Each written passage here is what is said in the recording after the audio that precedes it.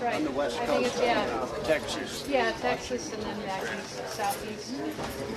Yeah, I'm not sure. Me neither. You ever hear anything from Dave Orr? Just he's tearing up Costa Rica. No, I'm just kidding. Yeah, he's doing well, so I understand. Yeah, Because I hadn't heard he had some I health heard. problems.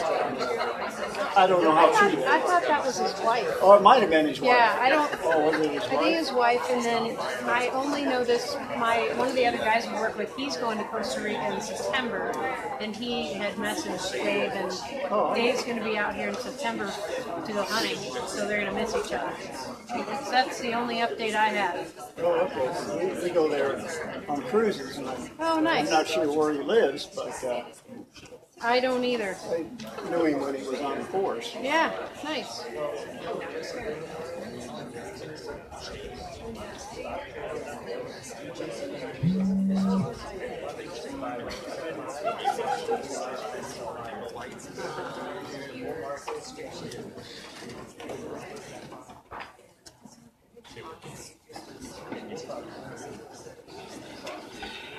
Good evening. I'd like to call the August 22nd, 2017 Longmont City Council to order. This is a regular session. Could we please start with the roll call?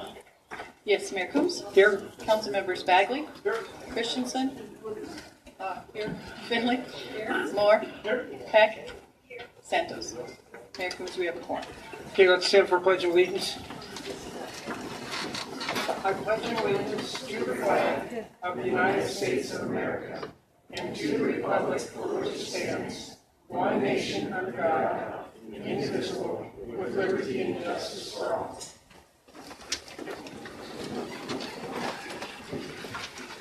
Anyone wishing to speak at first call, public invited to be heard, will need to add his or her name to the list outside the council chambers. Only those on the list will be invited to speak at first call, public invited to be heard. Speakers who do not place their name on the list will have an opportunity to speak at final call, public invited to be heard, or on any of the other open hearing, public hearing items. So now we have the approval of the July 5th regular session meeting. Councilmember Finley?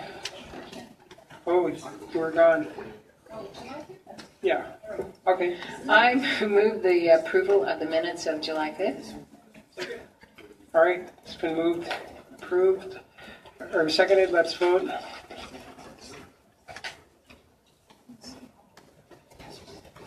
And that passes 6-0 with Councilmember Santos absent. So, Valerie, are there any other agenda items? Mayor Coombs, there are no agenda revisions. Councilmember Christensen? Okay, I would like to add two things. One is okay. I was talking to. This is in support of the disability, the Center for Disability anniversary, and I was talking to a Boulder lieutenant of the fire department this weekend, and he was talking to me about the visitability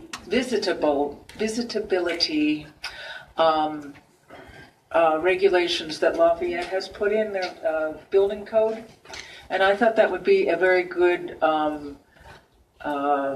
topic for a future agenda. You could look at what Lafayette has done. Just Google Lafayette visitability, and Leona Stucker, for instance, showed me the wonderful things that they do at Imagine, and I just think this would be a good thing for us to talk about it at a future meeting. The other thing is, this weekend I was on Main Street, across from the pump house, and a man got out of his vehicle and started waving a Nazi flag. And I think when we have people starting to wave Nazi flags and yelling on Main Street, it just is inappropriate. I would like, in light of that, in light of the violence last week in Charlottesville, in light of the murders in Charleston, North Carolina, and the increase in hate crimes nationally, which according to the Southern Poverty Law Center increased by 30%.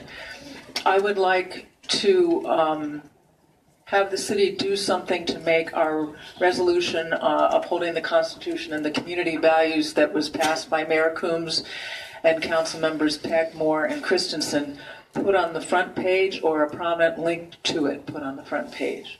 And I'd also like to hear what Chief Butler have to say about, and Jeff Satter, about contingency plans for any sort of community violence in Longmont. And perhaps the mayor could say something in his City Line newsletter. Well, I think I've only got a couple more to do, so. Yeah, I don't know. I mean, this first item, does everybody, I don't have a problem with bringing back something for a study session to see what, but I think we could all, if you want to just send us all a link to what Lafayette's doing, and then we can read that and decide if we want to have a study session. Okay, maybe we can vote on that next session when Councilman Santos is here. Okay.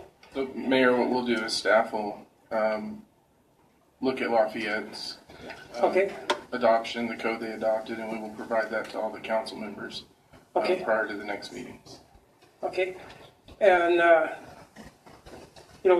the other issue, we can't tell the Times Call what to print or in the paper, but I guess I'm a little bit confused exactly what you want us, or what exactly you want staff to do outside of, denouncing. Well, we do the City Line, and it goes to all the utility people. This has nothing to do with the Times Call. This is just, you always have a comment in there, Right. and I think it might be appropriate. And the resolution that we passed after hours and hours and hours of discussion is nowhere to be found. And I think it might be a timely time to do something about that. Okay.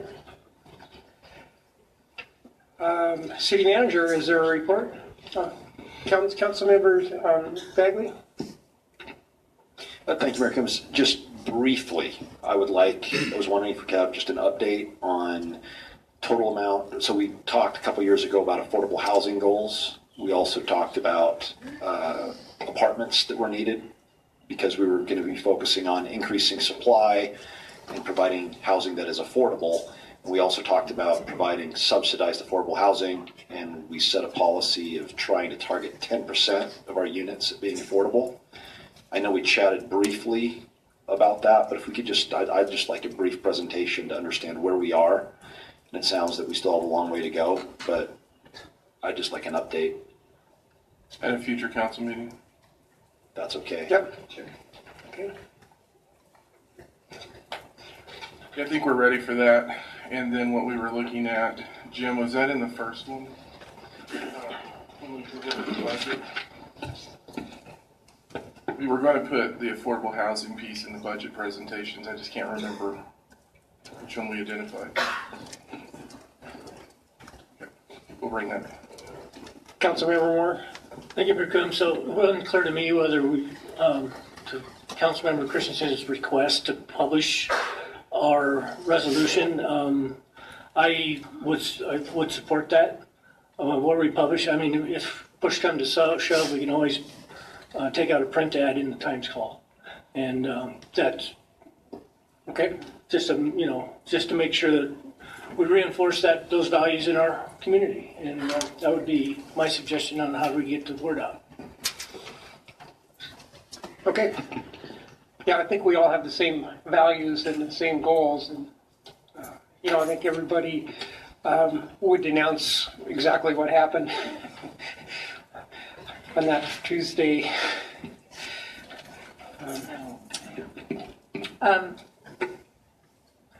Do I need to make, I was going to make a resolution, but, so, do we need to make a resolution to have that happen? I mean, No. I'm sorry, a motion. No, I think we just got to have the consensus. Thank you. Okay, now, City Manager, do you have a report? No comments, Mayor Council. Okay, so now we got the special reports. I think Wendy Nafsinger is here to give us a presentation.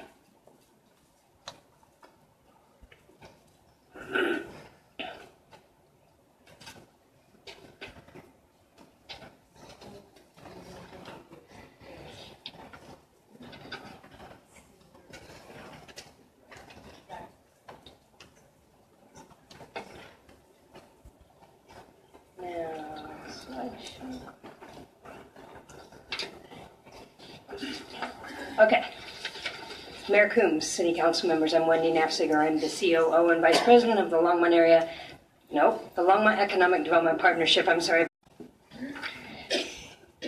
We've been doing surveys of our primary employers in Longmont. We have about 240 primary employers in Longmont.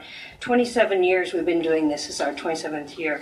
We had 27 volunteers this year. We've had up to 35 in the past.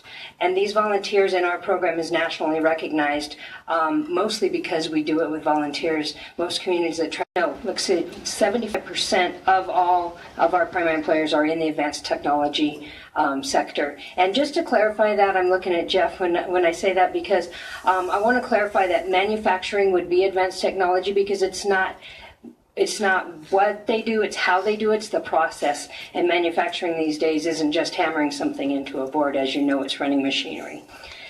87% of the companies we talk to have less than 100 employees, and 55% do not have room to grow at their current location.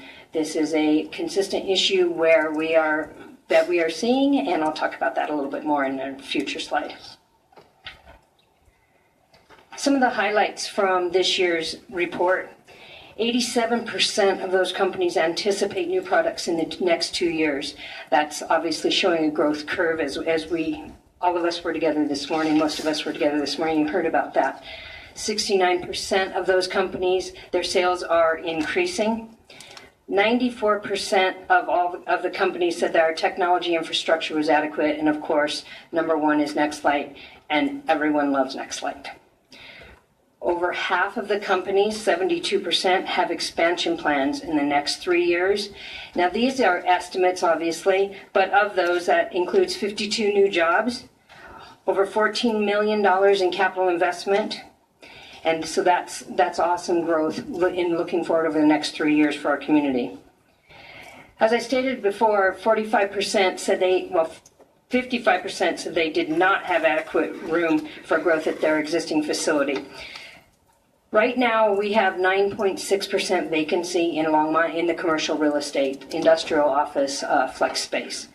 If you take out the Mac Store building, which is 461,000 square feet, we're down to 4% vacancy rate.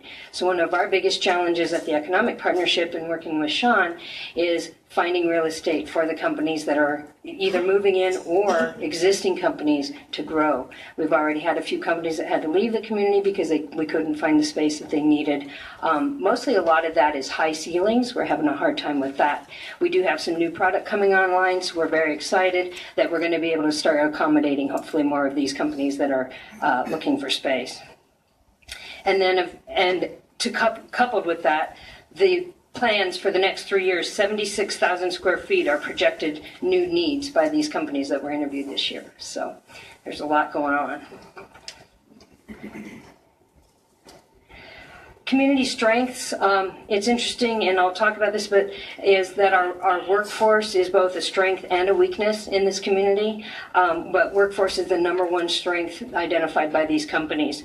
Location, mostly what they talk about in location is obviously proximity to our workforce, to DIA, to Denver. Positive business climate, which a few of the things that they specifically mentioned in that: great place to live, the airport, that we are a collaborative community, and we're very business friendly.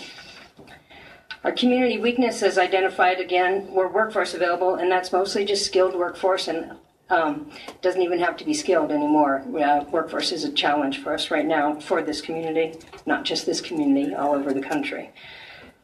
They said cost of doing business is high. When that specifically came up, they talked about rents, higher rents. labor costs, and taxes, and almost all those taxes are related to Boulder County property taxes. Cost of living high was another one of the weaknesses. As all of us know, that's not just Longmont, that's all over the metro area and the country. And then again, building and land availability and cost.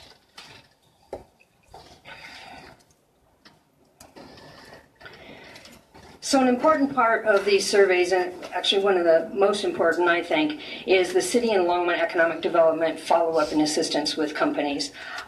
This is only one way that we contact companies and find out how we can assist them. And when I say we, I'm talking about the city and the economic partnership. 23 companies were followed up with by the city and the economic development partnership.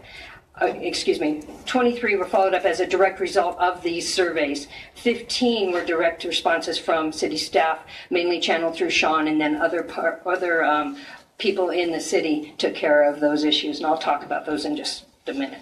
Actually, I'm going to talk about them right now. So, some of the assistance details that were asked for, we get a lot of requests for more information on Nextlight, so that's wonderful, and Chuck Finley jumps right on it and takes care of it. We love him. We also had a company asking about the city sales tax structure. It was a small company that was here and wasn't sure how the taxes were working, and so we put them into touch with Jim Golden's office, and they were able to figure out what they were looking for. Traffic control comes up a lot. Especially on Ken Pratt Boulevard and over in the Hover area, so that comes up. And Sean and his people, his team, not people, are working on with a few different companies on some specific traffic control issues that have been identified. Enterprise zone information comes up a lot. That's another thing we follow up with, and then expansion assistance. So Sean and I, beyond just these surveys, Sean and I go out and visit with primary employers all the time together, and we mostly go out to make sure they know that we're here, to know that we're here to help them grow, however we can help them. And so sometimes that identifies issues that we need to address as well, so that's another venue in which we can help the companies.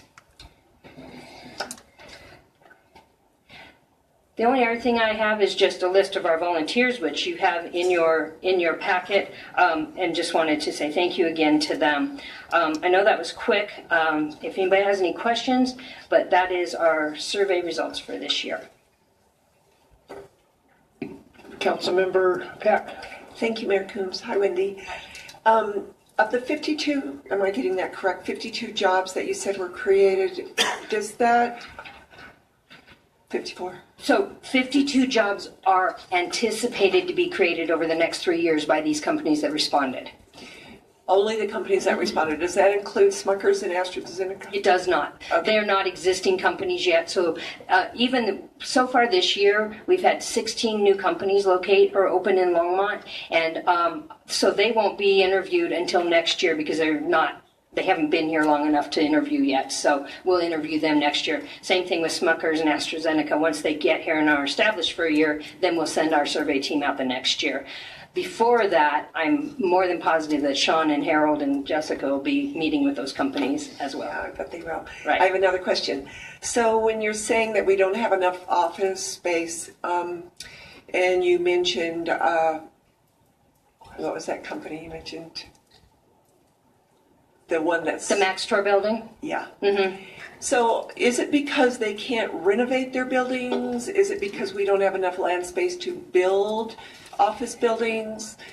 Is there one specific issue? So first of all, I would qualify that office is less of an issue at the moment because we have a lot still in the new what's called Balfour Pacific now, but it used to be the campus at Longmont and the Pratt portfolio, the old buildings Right. over there. So they have a lot of space, not a lot actually, but they have space available that is office space that's available as well as some other office available. Mostly what we're finding is small manufacturing space with dock doors, high bay space. That's what they're looking for that we can't find.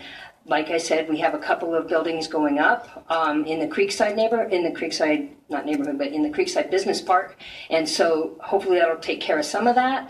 But we and there is land available for that. The problem is mostly the smaller companies don't have the financing to be able to do that, and most companies don't have the time to build a new company because they need to expand now. Okay, thank you. Mm-hmm. I don't see any other comments or questions. Thank Okay. you for the update. Thank you for your time, and thank you for allowing us to work with Sean and Harold and the city staff and being so responsive. We really appreciate the cooperation. Thank you. Next, we have a proclamation designating April 23rd, 2017 as the Center for People with Disabilities 40th Anniversary Celebration Day. And it's Maria Stepanian and colleagues, see Diane Groff, are here to accept the proclamation. So I'll go ahead and read the proclamation. Proclamation designating August 23rd, 2017 as Center for People with Disabilities 40th Anniversary Celebration Day in Longmont, Colorado. Whereas the citizens of Longmont recognize and celebrate the contributions that people with disabilities have made and continue to make in our communities and our shared struggles and triumphs. And whereas the 40th anniversary of the Center for the People with Disabilities, we celebrate and recognize the progress that has been made by reaffirming the principles of equality and inclusion and recommending our efforts towards inclusivity and access to services in our community for people with disabilities. Now, therefore, I, Dennis L. Coons, Mayor, by the virtue of authority vested in me and the City Council of the City of Longmont, do hereby proclaim August 23rd, 2017 as the Center for People with Disabilities 40th Anniversary Day in Longmont, and invite all the citizens of Longmont to celebrate the 40th anniversary of the Center for People with Disabilities as one of our community's resources and support for people with disabilities, and in turn to celebrate the many contributions of people with disabilities in our community. Would you like to come up and make a few comments?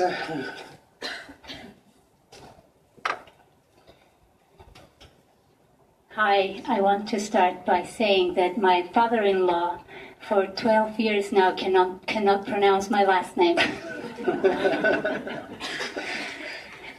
Mayor Coombs, City Council members and City staff, thank you very much for your recognition and celebration with us of our 40th anniversary. Thank you for sharing and our support and continuing your support to us to make our community more accessible in designs and in our thinking, and also more inclusive and welcoming to all members of our community. I'm Maria Stepanian, Executive Director at Center for People with Disabilities, and with me is Diane Groff, longtime employee and an active member of our community. Diane has been with Center for People with Disabilities 33 years of those 40s. So thank you all, and thank you to Diane. The word is yours. Yes, and we have invitations tomorrow. Everybody is welcome to join us at our 615 Main Street office, 2:30 to 5:30 to celebrate with us. So thank you all. Thank you.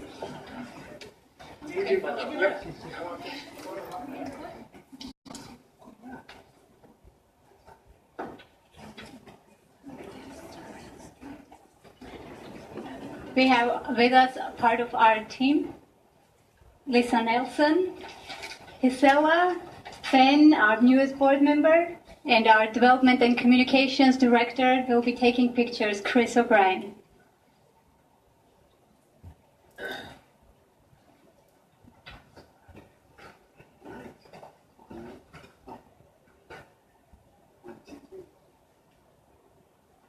Everybody look at me one second.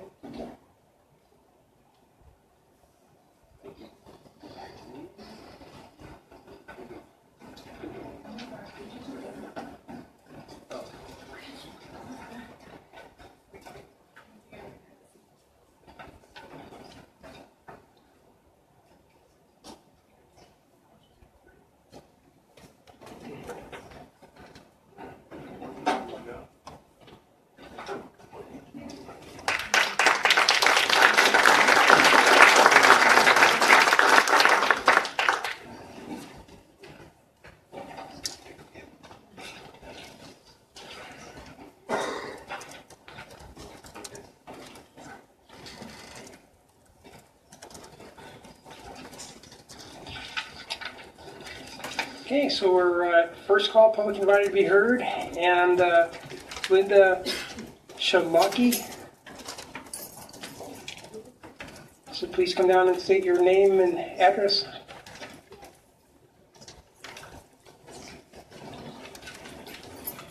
I'm Linda Schlocke, and I live at 2307 Sherry Marsh Street here in Longmont. And tonight I want to ask you to please reconsider your decision about ordering all the extra water for the Windy Gap project. I have been a licensed real estate agent in Colorado. I have taken several classes about water, and I understand that it's a complicated issue. I was here the night that city staff, who had been studying this issue for many years, and I assume know a lot about water issues in Colorado, said that the 6,000 acre feet was totally adequate for our community, even allowing for growth, and that if for some reason it wasn't, we had other options. In view of all of that, I urge you to not put all of your eggs in the expensive option of Windy Gap. Some of you expressed the fact that you felt that voted to do this, felt that you thought it was no big deal, the substantial water rate raise. I fear that some of you have been lost in the world of wealthy business people and developers and have lost touch with the reality of what many citizens here face.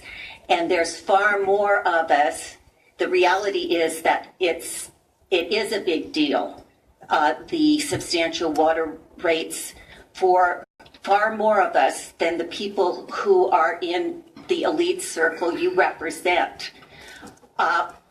Some of us just want to be able to grow vegetables in our yard and have some flowers and be able to share those with our neighbors. I'm a former teacher, and my husband and I volunteer at our neighborhood public school. We see parents there who are working 2 jobs and just trying to exist. It is a big deal for them. I'm a former teacher, and I see the great value of children learning to grow things and the accomplishment they feel. And you guys are making it harder, not easier, for this to happen. Instead of encouraging lots of wonderful gardens and flowers and sharing in community, instead, I'm afraid that it'll be encouraging more brown lawns, more people dumping rocks on their yards so they don't have to water. Okay, once the red light comes on, your time's up. Thank you, Polly Christensen and Joan Peck, for listening to us. Fred? I'll make it easy on you. Sure. Here. It's Fred Scotty. Scotty, okay. Thank you. Thank you, Mayor and council members. On August the 7th of this year, the Times Call published an article which I wrote. It's titled... Could you first start by giving us your address? I'm sorry. It's Fred Scotty, 1417 Hilltop Drive. Okay.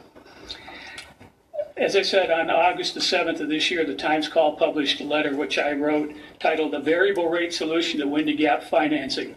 And in that, I proposed a way to pay for this without necessarily overburdening the people who currently live in this town. I won't bore you with the details of the article. I would be pleased to give a copy of it to the clerk, and she can pass it around to everybody. The context of what I wrote was based upon the mantra of past councils, which said that growth pays for itself. The proposal that I read in the paper you guys are talking about is growth isn't paying for itself, we're paying for itself, for the people who are going to come here 40 to 50 years in advance when most of us will be dead. So what I'd like to let you know is I based my proposal on that attitude. I'm not going to bore you with a lot of details. As I said, I'll let you read this. But I come from a finance and development background. I developed thousands of homes and commercial real estate properties. In that context, I used bonds to finance the infrastructure, whether it's sewer, water, gas, electric, or streets, or anything else. My proposal is based along the lines of those types of bonds, not only for their use, but they're for repayment. And I know that I did talk to one of the council members here before who dismissed me, and I mentioned that in this as if I didn't know what I was talking about. I think I have extensive knowledge in bonds. I would like to note that this coming fall, we're going to have election. And some of you are running for office, same office or higher office, and there'll be other people running. I tell you, if you vote for this exorbitant rate and, as a lady said, extra water needs, you're going to have to face the electorate in regard to that issue. So I ask you to rethink your vote tonight. I feel like I'm actually at a show trial in Russia where the decision's been made and we're just allowed to say what we want to say. I would just like to end this by saying, please, think outside of the box. Don't go along with the way things have always been done. You know, this country was founded by people who thought outside the box. Had they not, we would still probably be worshiping the King of England. So tonight, before you make your decision, please read my proposal if you hadn't already read it in the paper. Rethink your thought process and give us an opportunity to let the people that live in this town continue to live here and make growth pay for itself. Thank you very much. Thank you. Jim Roby.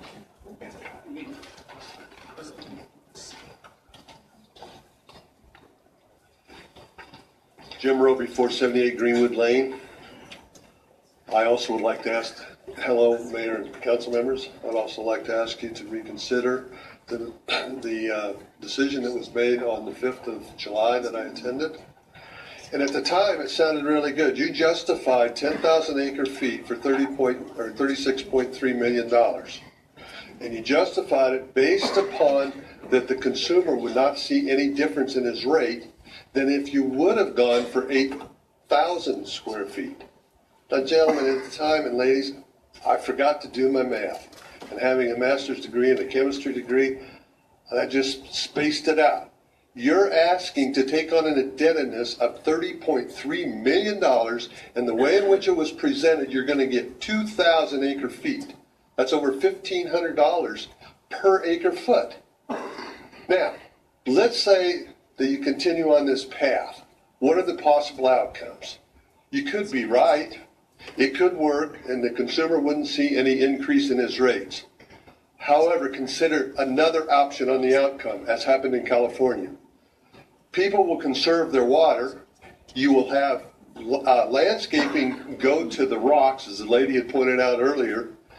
And as you decrease the consumption of water, you're still faced with paying an indebtedness of $30.3 million, and you got nothing but 2,000 acre feet. I ask you to reconsider. J.D. Glitz.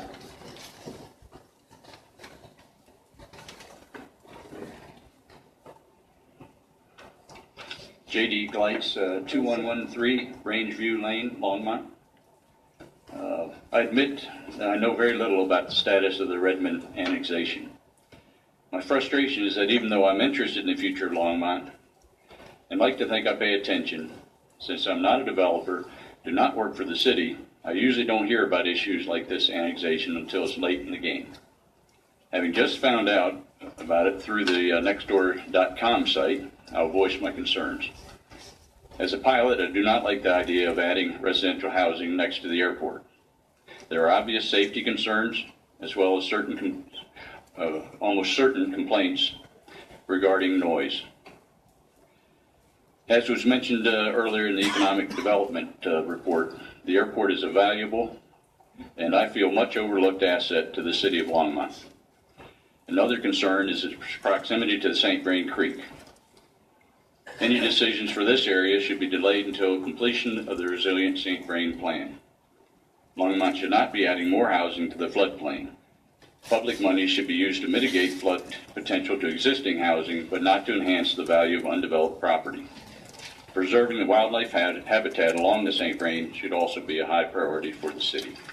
Thank you. Michael Bellwood.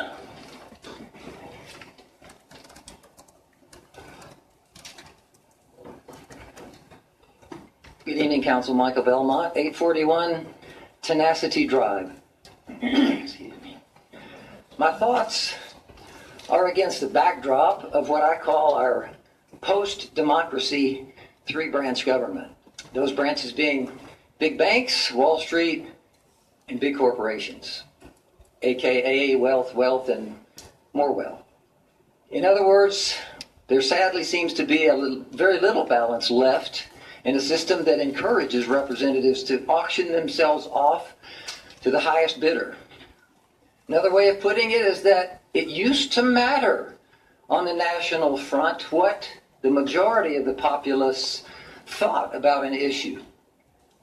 Which brings me to the stunning behavior of the Senate in Washington recently, fully knowing that more than 80% of Americans opposed their health bill. They still plowed forward with a vengeance, thankfully without success.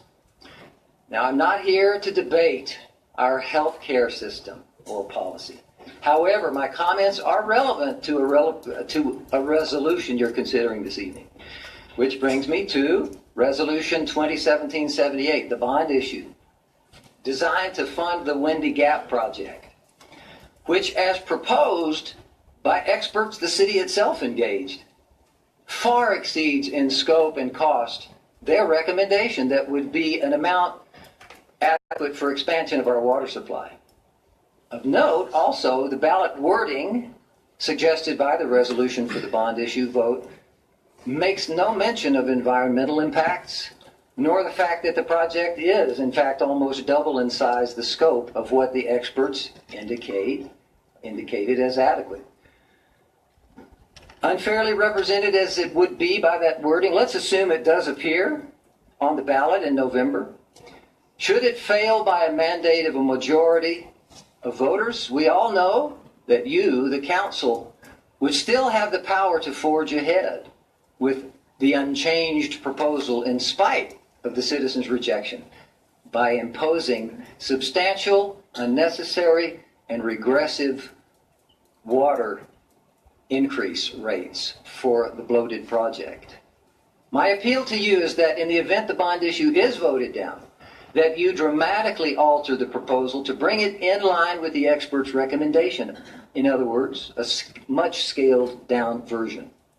There was a time when citizen majority meant something in Washington. Well, let's see that at least at the local level, it still does.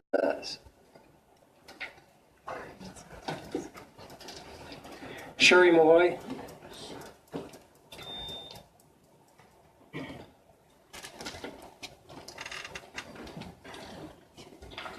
Good evening, Sherry Malloy, 2113 Rangeview Lane. First, thank you, Councilwoman Christensen, for your timely, heartfelt suggestion to make our anti-hate, community-embracing resolution more prominent. Putting it on the city website homepage would certainly accomplish that. Now for my comments. After the 2013 flood, we should ask whether more development along our city's St. Vrain Creek corridor makes sense. This means reevaluating and revising our Longmont Comprehensive Plan as it applies to properties along this corridor. The Redmond annexation and massive plans for residential development is unwise because it puts people, property, and the public good at risk. The homeowners at the Greens, Champion Green patio homes at Fairways, and all the homes on the south side of 9th between Hover and Airport were horribly impacted by 2013's flood. The damage was massive to the homes that were already developed. People were traumatized and financially overwhelmed. More life and property would have been devastated if more development existed along this corridor. According to the Army Corps of Engineers, there have been 11 floods along this corridor in the last 100 years. Experts on climate change say we can expect more frequent and damaging flood events in our future. We can't mitigate Mother Nature. For instance, even with Left Hand Creek flood mitigation efforts just completed prior to the 2013 flood, many homes in Creekside and Southmore Park were flooded. Missouri Avenue was essentially a river, and Canamono Park and Pool were destroyed. We all know we will see another massive flood event in this corridor in our lifetime. Logic, data, and science dictate that despite our best human efforts to remove properties from the floodplain, we will fall short, and lives will be ruined and perhaps even lost if more homes are built in this corridor. Over 80% of properties along the city reach of the St. Vrain are privately owned. Currently, these properties are in the floodplain, so they are not available for development. However, due to the massive publicly funded flood mitigation efforts underway, these properties will no longer be designated as floodplain and will be available for development. The Redmond annexation included in that. Because of our huge public investment in flood mitigation, $158 million and counting, the public should have a significant say in what and how this development proceeds. Revisiting our comprehensive plan with public input relative to future proposed development in this corridor is warranted. Our 2013 flood was a wake-up call that demands we revisit and revise our Longmont comprehensive plan accordingly. It's the responsible thing to do, logically, morally, and fiscally. Therefore, approving the Redmond annexation and development is irresponsible. Thank you. Kathy Partridge.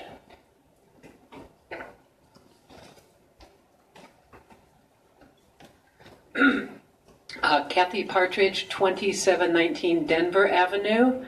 I'm a little nervous. This is the first time I've spoken here at City Council, but I was moved to come as a participant in the candlelight vigil, which was held last Sunday night in response to the white supremacist violence and the killing of a young woman in Virginia, and what it might mean in our own community of Longmont.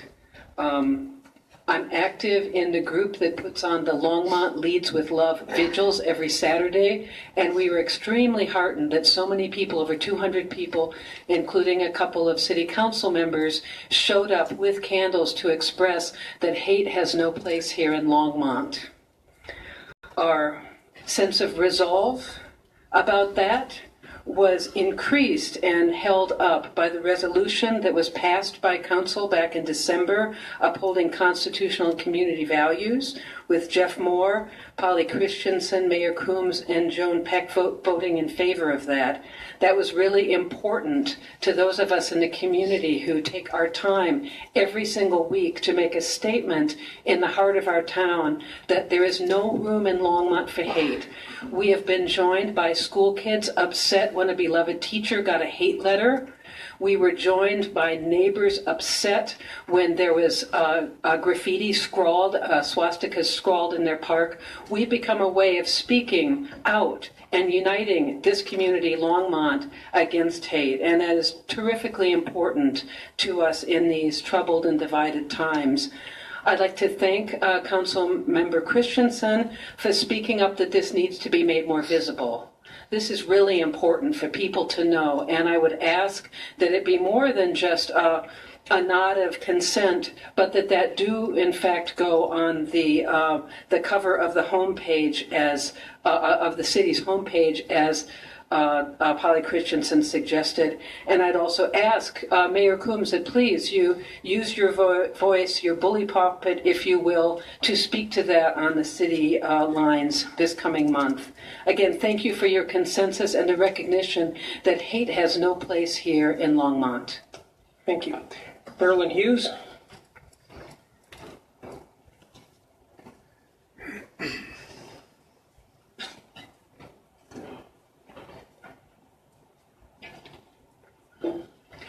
Good evening, Mayor Coombs and council members. Marilyn Hughes, 1126 4th Avenue, Longmont. I came tonight to thank the city for placing the immigration policy on the city website. But I have a request. I really appreciate finding that on the website. There was a lot of discussion at council regarding that, and I think it came out very clearly and succinctly. However, the policy shows up in English with a link to the Spanish translation. I would like to see the translation printed on the page along with the English. without having to click a link to see the policy in Spanish. And so that is my request. Also, having heard what Councilmember Christensen just suggested in putting the resolution that council passed on the front of the homepage, and hearing that the Nazi flag had been brandished on Main Street, makes me think our community needs to show clearly and upfront how important Councilmember Christensen's and the council's resolution is. Thank you.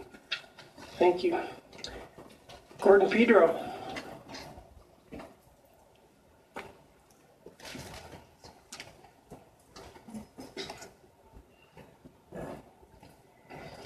Gordon Pedro, 2639 Falcon Drive, Longmont.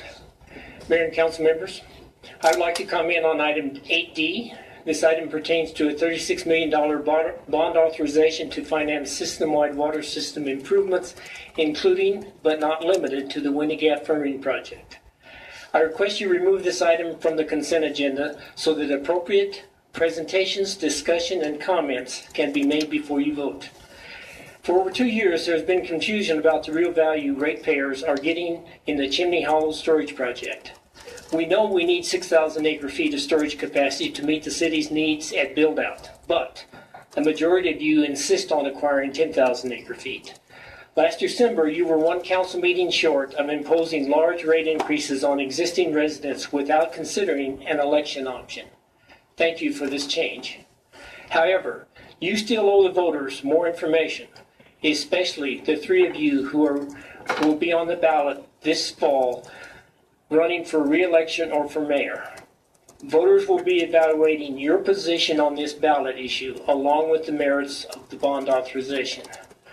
Number one question, what is your plan B if voters vote no to bonding?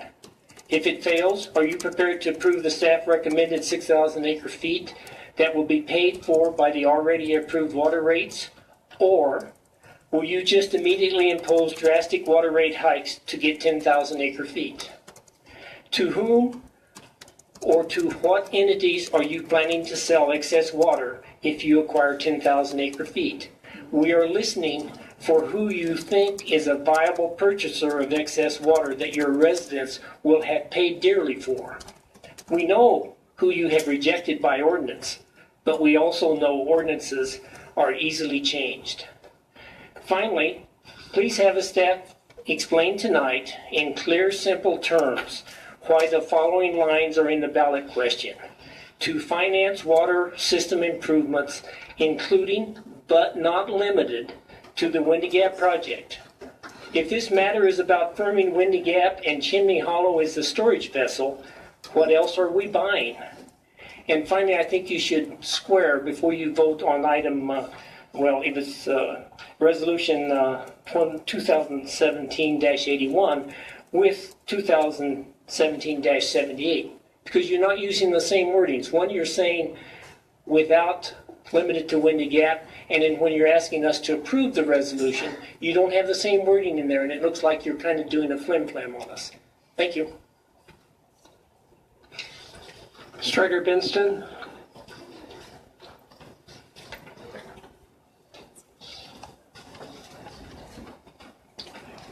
Good evening, Strider Benston, 951 West 17th, Mayor and Council. I want to thank the million people who came to my Wyoming to my birthday party yesterday. That was really nice. Kind of rough on the roads. My rides fell through, but I made it. And my little friends also. I could actually underline and sign almost everything I have heard tonight. I appreciate that. One thing I didn't know, I was late to the rally on Saturday, and I didn't know someone had come with a Nazi flag.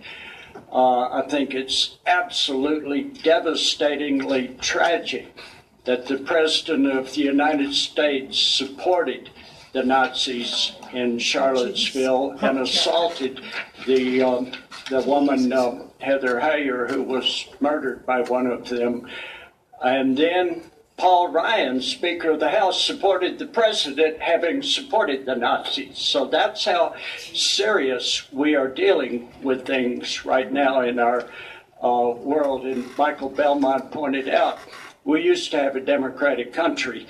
As a matter of fact, my previous best birthday party was the night 52 years ago when the folk singer Jimmy Collier got me out of jail at midnight on my 21st birthday. And then I was able to get into Selma and register to vote for the first time in Selma, Alabama, after having almost been beaten to death on the bridge. So all of these matters are relevant, and I think the president is speaking right now, supporting the Ku Klux Klan in Phoenix, Arizona, and we've never had the Ku Klux Klan run the Justice Department before in the United States. And it's my personal friends that Sessions assaulted and tried to prosecute in Alabama 35 years ago. So let's pay attention. We have a democracy to save, we have a country to save, and we have a planet to save. I noticed it went down to 115 degrees in Baghdad this week, but about 20 days this year have been over 120 there. The ocean is soaking up more heat than the air. All of that is coming back to our survival is at stake. We better get our democratic procedures together and get some human beings in office in this country instead of Russian agents. Thank you. Okay, that ends first call public invited to be heard. So now we're getting on to the consent agenda.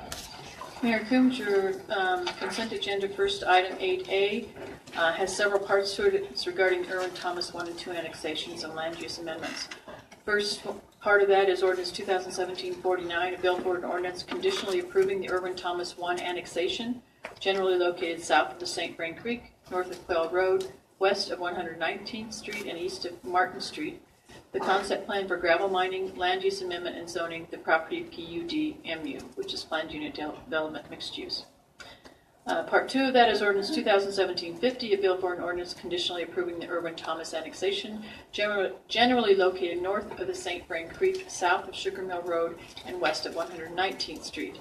The concept plan for gravel mining and zoning the property PUD-MU, land unit development mixed use. And the third part of that is Ordinance 2017-51, a bill for an ordinance approving a land use amendment to the Envision Longmont Comprehensive Plan for the Irwin Thomas Annexation 1, generally located south of Highway 119, west of 119th Street, north of Quail Road, and east of Main Street. All three of these ordinances are scheduled for public hearing on September 12th.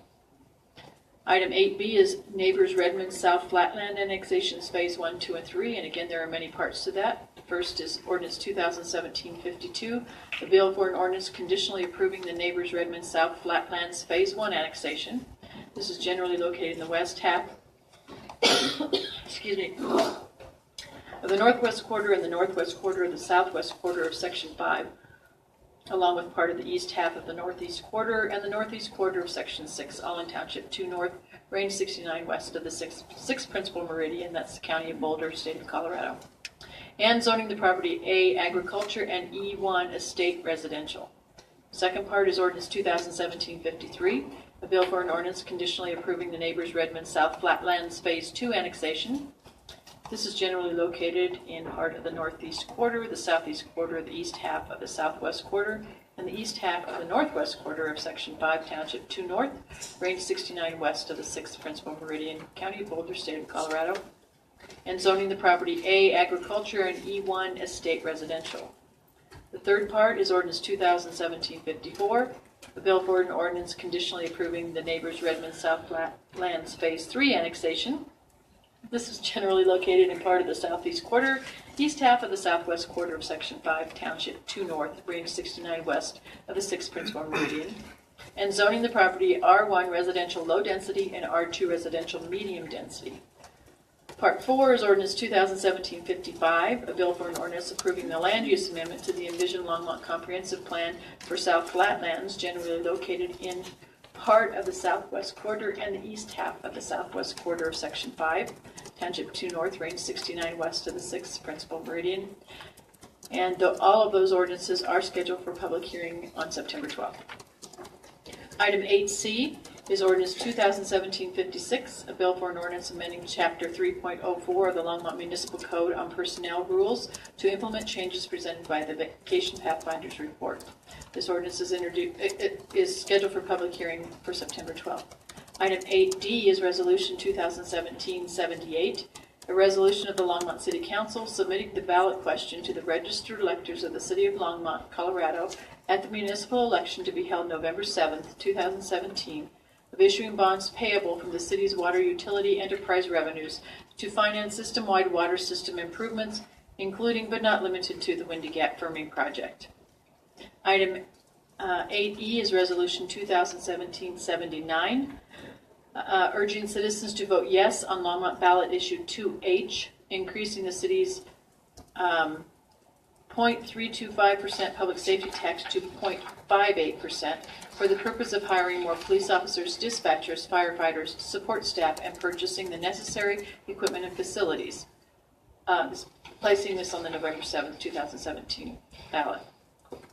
8F is Resolution 2017-80, urging Longmont citizens to vote yes on ballot issue 2I, levying a 3% sales tax on sales of marijuana products on the November 7th, 2017 coordinated municipal election ballot.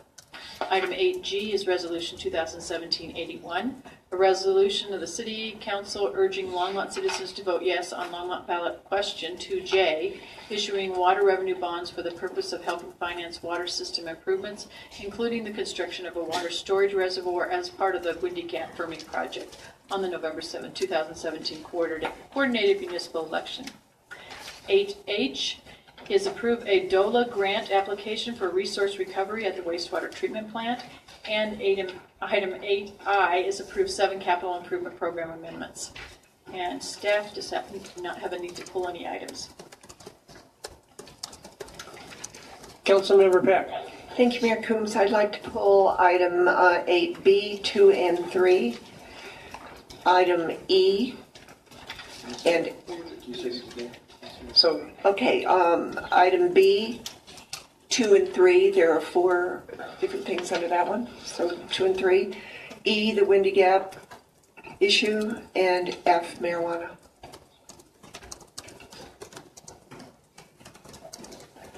So you want to pull? No, that's not enough. Councilmember D, yeah, don't you have to pull the whole thing? You can't just pull parts of.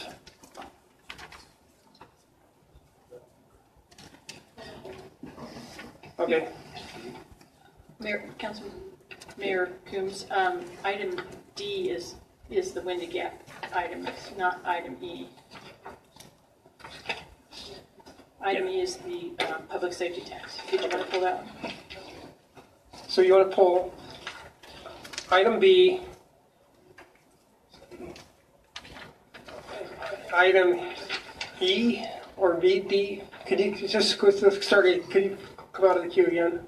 Is it on my microphone? Thank you. All right. Item B, and can we just pull parts of that, or do we have to pull the whole thing?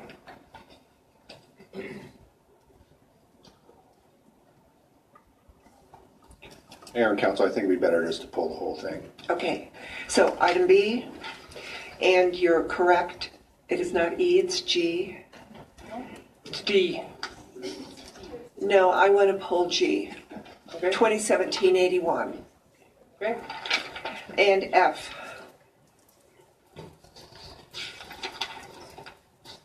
And F. Okay. So B, F, and G. Councilmember Bagley. Why don't we go ahead and pull D too, because it kind of is in line with E. Oh, sorry. No, I'm doing it. G. Or no. Anyway, I want to talk about Windy Gap. Let's pull D.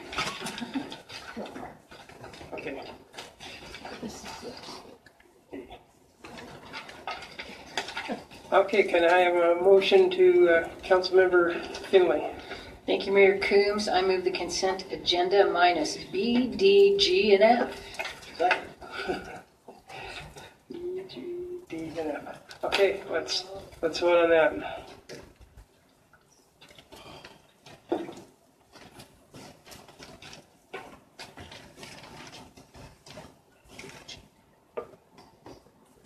Someone still hasn't voted.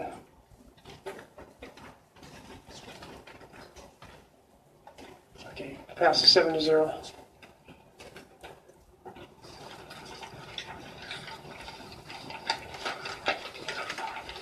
Mayor Coombs, your next item is Section 9, ordinances on second reading, public hearings. 9A is ordinance 2017-45, a bill for an ordinance making additional appropriations for the expenses and liabilities of the city of Longmont for the fiscal year beginning January 1st, 2017. And staff does not have a formal staff presentation on this. Okay. If there's no questions from council, I'll open this up for a public hearing. Is there anybody in the public like to speak on ordinance 2017-45? Seeing no one, I'll go ahead and close the public hearing. Councilmember Finley? I move we adjourn as city council and convene as the GID board of directors. Is that this one? No. No, okay, No, never mind. not yet. That's going to be in 11. Yeah. Councilmember Bagley? I got you. I move ordinance 2017-45. Okay, let's vote on ordinance 2017-45.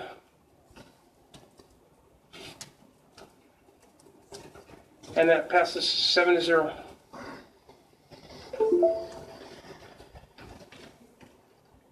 Your next item is 9B, ordinance 2017-46, a bill for an ordinance amending Chapter 4.04 of the Municipal Code for the City of Longmont, Colorado, increasing the City of Longmont sales and use tax rate from 3.275% to 3.53%, which is an increase of 2.55 cents on each $10 purchase, beginning January 1st, 2018, with proceeds used exclusively to increase the level of service for public safety in the city of Longmont, and referring said tax increase to a vote of the qualified electors. And staff does not have a formal staff presentation on this one. Okay. I guess I'll open up the public hearing on ordinance 2017-46. Is there anybody from the public who'd like to speak on this ordinance? Okay, I'm going to close the public hearing on ordinance 2017-46. Councilmember Santos? Thank you, Mayor Coombs. I move ordinance 2017-46. Okay, it's been moved and seconded. Let's vote. That passes 7-0.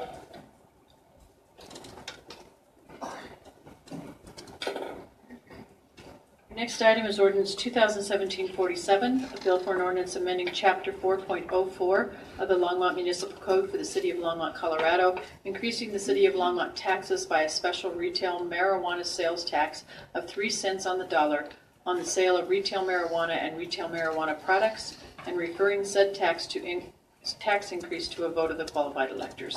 And Jim Golden does have a short presentation on this one. Mayor Coombs, members of council, I'm Jim Golden, Director of Finance. On 2 weeks ago, on first reading, the council did give us direction to earmark half of this 3% sales tax towards affordable housing. So the ordinance that you're seeing on second reading tonight has been amended to reflect that. So just want to let you know that and answer any questions you might have regarding it. Councilmember Bagley? Thank you, Mayor Coombs. My question is the way the ordinance is currently written, will it ever end? Meaning if our town hits 10% of affordable housing, or 15 or 20%, or even 50% in 120 years, will it ever end as currently written? Mayor Coombs, members of council, actually no, it's 1.5% taxes for affordable housing.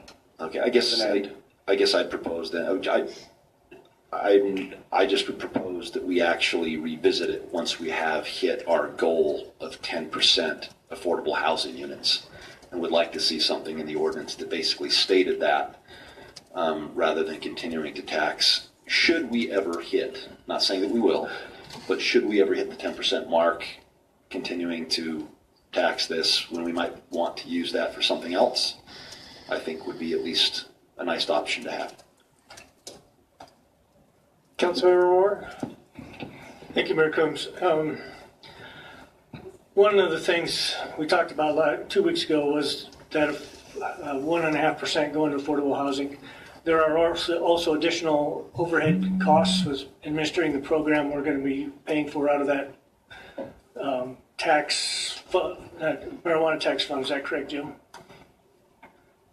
The other 1.5% is earmarked to go into the marijuana tax fund. We didn't really talk about overhead. We're not thinking with number of licenses involved here that there's going to be a large amount of overhead. Okay. Well, I'd like to propose that we dedicate the other 1.5% to quiet zones in the residential areas of Longmont until we get those built out.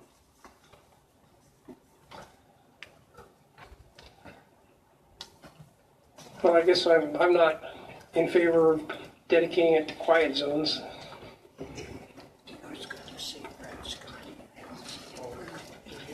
Not,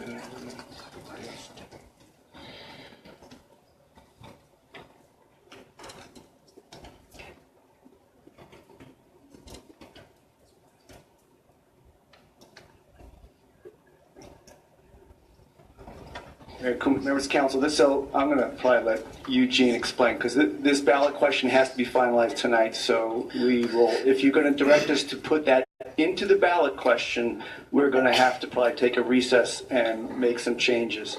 You have the ability, and we expected that what you would do is give us direction on the remaining 1.5%, and we would discuss that in the budget process next month. But we did not think that you wanted that written into the ballot question. You did not direct us that way. Right. Yeah, I definitely am not in favor of doing that on the fly. Mayor and Council, Eugene May, City Attorney. So we do work closely with the city's Municipal Finance Special Counsel, Dee Weiser, to have him review, comment, and approve each of our ballot measures. Dee really is a statewide expert on these municipal ballot measures. So we would want to have Dee review any changes we make to ballot measure language, because that's forever. You know, I appreciate what Councilmember Bagley is trying to accomplish here tonight, but, you know, 1.5% is like such a small amount. I just can't imagine that that's ever going to, I mean, it's going to help, but it's not going to totally swamp out and fill up our affordable housing so that that problem is solved by just this one. If you just go through the numbers, it doesn't make sense that that's something we should be worried about. You know, I just think it might create a problem that we've got this thing written, you know, unless there's a majority of council that want to pursue. So, can I jump in real quick? Yes. So I think there's two separate questions here. So one, in terms of the affordable housing piece, this can always be brought back to the voters. So let's say in 50 years we hit 10%.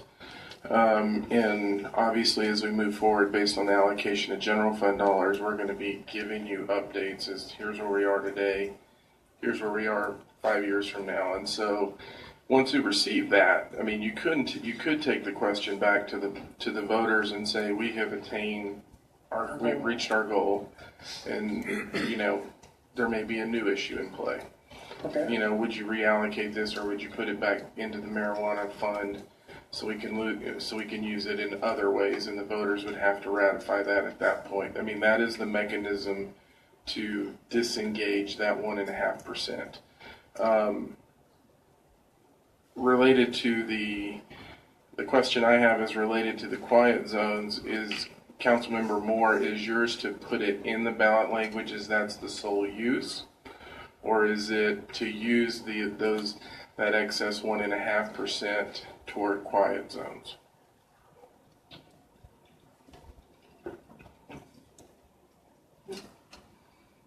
Anything else that Jeff can answer? Okay. Well, I was just throwing it out there to have a discussion about it, what we could do with that 1.5%. And I guess if it's going to endanger us getting our ballot language set, then I would guess we could just put it forward as a priority in the budget as an alternative to changing the ballot language tonight. Because what I was going to say is it would create the same situation. If you put it in the ballot language, then it would be for quiet zones, and then once you finish those quiet zones, it's still in there for quiet zones. Well, my suggestion was to have it until built out of the residential areas, and it wasn't a motion. I hadn't formally made a motion, but I did want to create some discussion about what we could do with another source of revenue that's been a real thorn in the people's side for, I don't know, 50, 100 years, I don't know. So what council could do in terms of quiet zone question is one of the items that we did have scheduled in the budget presentation was to talk about this. And council could then debate that and provide direction in terms of what we include in the budget for 2018 that could theoretically accomplish that goal if that is the desire of the council. Councilmember Peck. Thank you, Mayor Coombs. Actually, I pulled this from the consent agenda, but since we're talking about it, my concern on the language was something actually Councilman Bagley brought up last week when we made the decision about the affordable housing, and that is the wording that says council can raise without a vote of the people that excess tax to 15%. Does this wording about the affordable housing, the 1.5%, does that keep it at the 1.5%? It will not be 1.5% of 15%. No. So, Mayor Coombs, members of council, the rate would be 1.5%. Today, there's a ballot question for a 3% tax rate. If you were to raise it to 15%, it would still be 1.5% rate. Of whatever rate it was raised to. So you wouldn't be earmarked, if you raised it, if the council raised it later, none of that would be earmarked towards affordable housing. Only the first 1.5% is. Okay, thank you for clarifying that. Councilmember Christensen.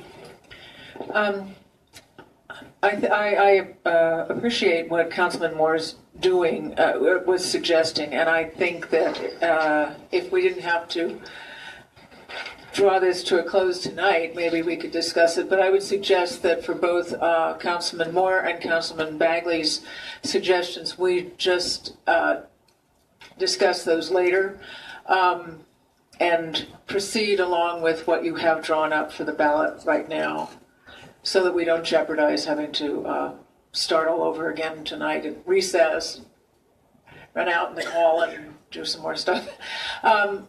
And I would suggest that it'll probably be a long time till we get to the 10%, and given that over 20% of the population of Longmont is already severely cost burdened with housing, I don't think we're going to get anywhere near to being able to address this, but it's a start. Okay, I'm going to go ahead and open up the public hearing on ordinance 2017-47. Is there anyone from the public who'd like to speak on this ordinance? Okay, I'm going to go ahead and close the public hearing on ordinance 2017-47.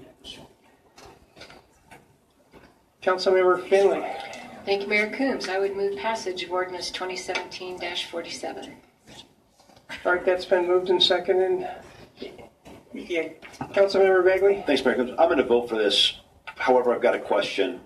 What happens, so right now it's currently the tax on marijuana and the affordable housing piece are combined, correct? Yeah. So if it's on this section, correct. So just on off chance that the majority vote no as a result of the 1.5, we have no marijuana tax on marijuana, correct? Right. They're together. Mayor Coombs, members of council, we have no special tax on marijuana. That's what I mean. Right. We have no, so if it fails on the ballot, we got nothing. No, I'm talking no special tax. I'm talking not sales tax. I'm talking the special tax, 3% to 15%. We don't have that. Correct. And are we sure that it's going to pass? Absolutely. Yeah, so I'm going to vote for it. We'll see what happens. Okay, we've got a motion. It's been seconded. Let's vote.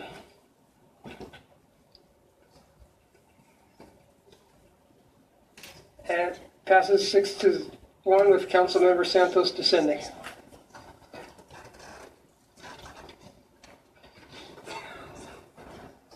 Mayor Coombs, your next item is ordinance 2017-48, a bill for an ordinance amending chapters 11.12 and 11.16 of the Longmont Municipal Code relating to impoundment and abandoned publicly kept or junked vehicles. And Sean Lewis has a presentation on this.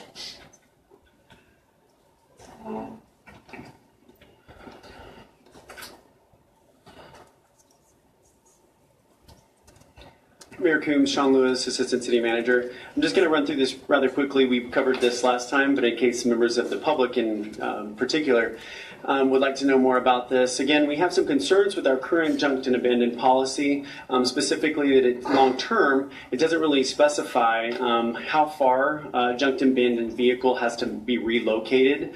It just says it has to move. Junked and abandoned vehicles also, we're told, and our code enforcement confirms, can stay on city streets for long periods of time, and enforcement really can't require relocation other than just moving it off that chalk mark an inch or two, and so that creates a problem for enforcement. More recently, as you know, residents have complained of long-term RV dwellers being on city streets. So this is the direction that you gave us on March 21st. I'll just give you a moment to look over that.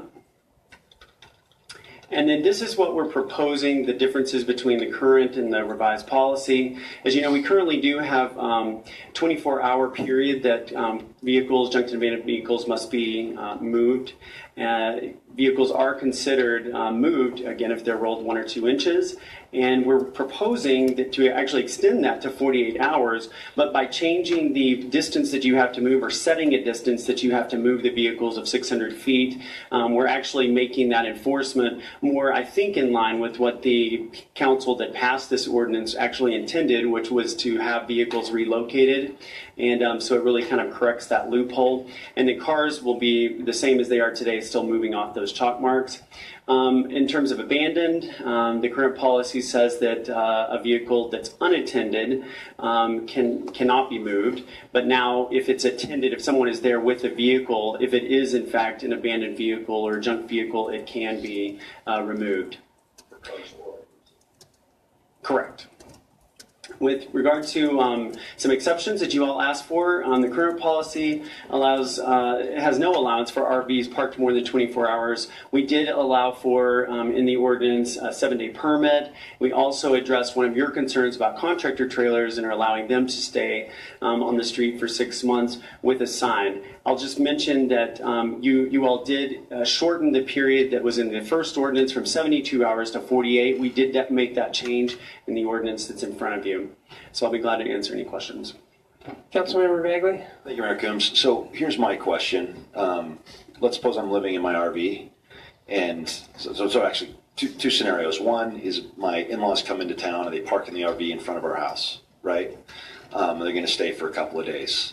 Not enough room, so they're staying in their RV. Versus Johnny shows up in his RV and he lives in his RV and he parks it in front of my house. What makes these two scenarios different, other than the fact that one's a relative and Johnny's not? Mayor Coombs, Mayor Pro Tem Bagley, in the eyes of the code, there is no differentiation. It's again based on complaints.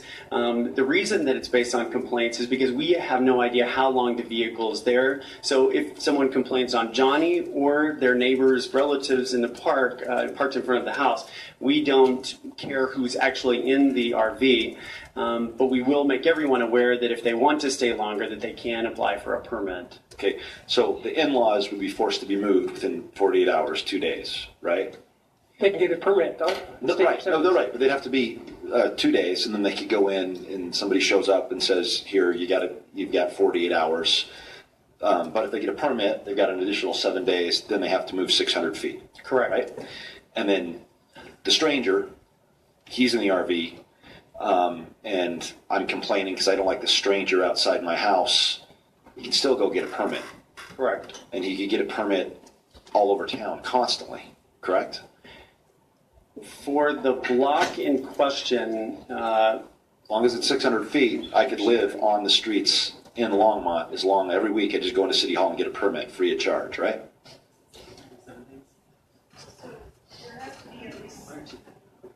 My question is, are we passing legislation tonight that will fix the problem?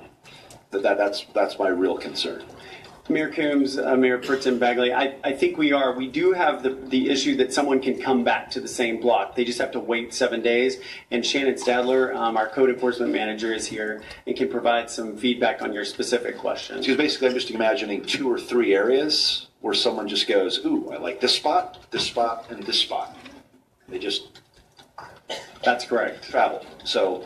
that could very well happen, yes.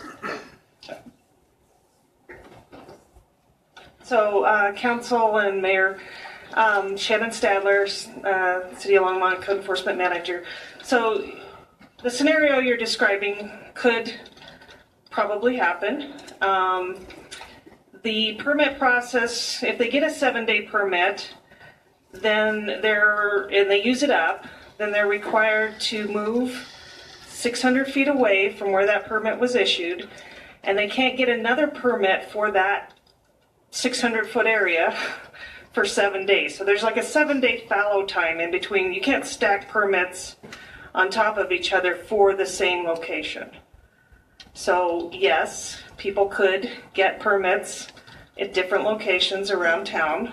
That was something that we were not able to address in the ordinance, and so it's a possibility. It's also a possibility that no one would complain about your relatives being there in front of your house. Nobody would ever know, enforcement people would never know, and they would never be required to get a permit because no complaint was received.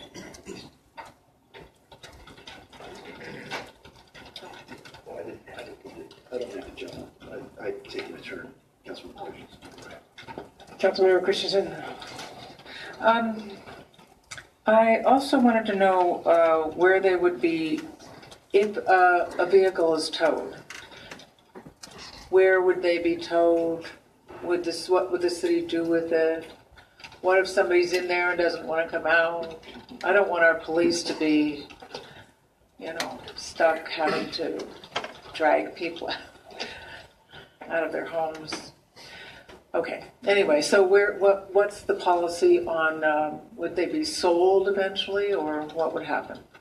Mayor Coombs, Councilmember Christensen, that's a great question. The city does have a contract with a towing company, and Mike Bell is here from the police department, can speak more to those specifics of that contract. But there is a towing facility that the vehicle would be taken to. They would be notified of where that vehicle has been taken. With regard to someone being in a vehicle, it's my understanding that it's against the law to tow a vehicle that is occupied by a person, so that would be against the law for us to do.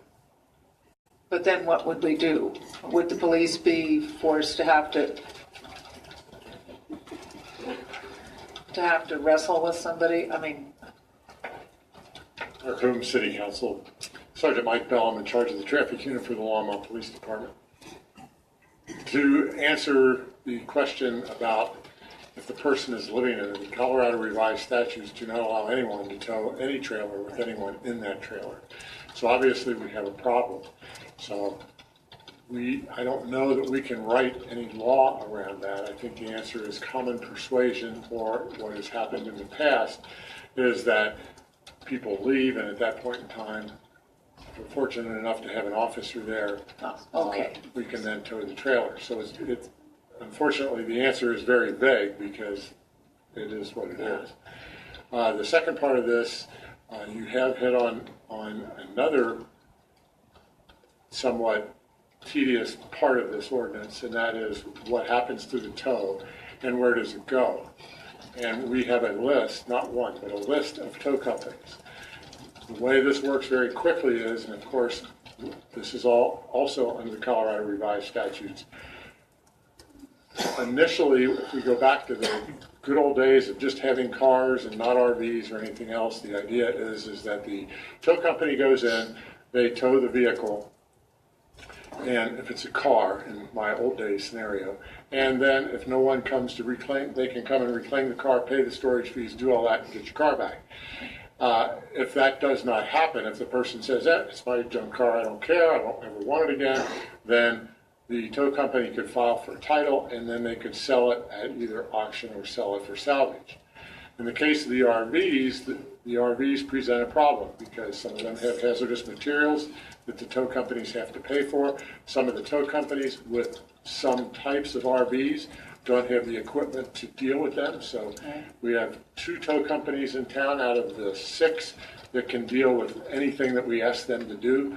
So a lot of times they get the lion's share of these, and most of them are sitting on their lot. They take up 2 to 3 times as much space as a car would do, which is what their lots are designed for.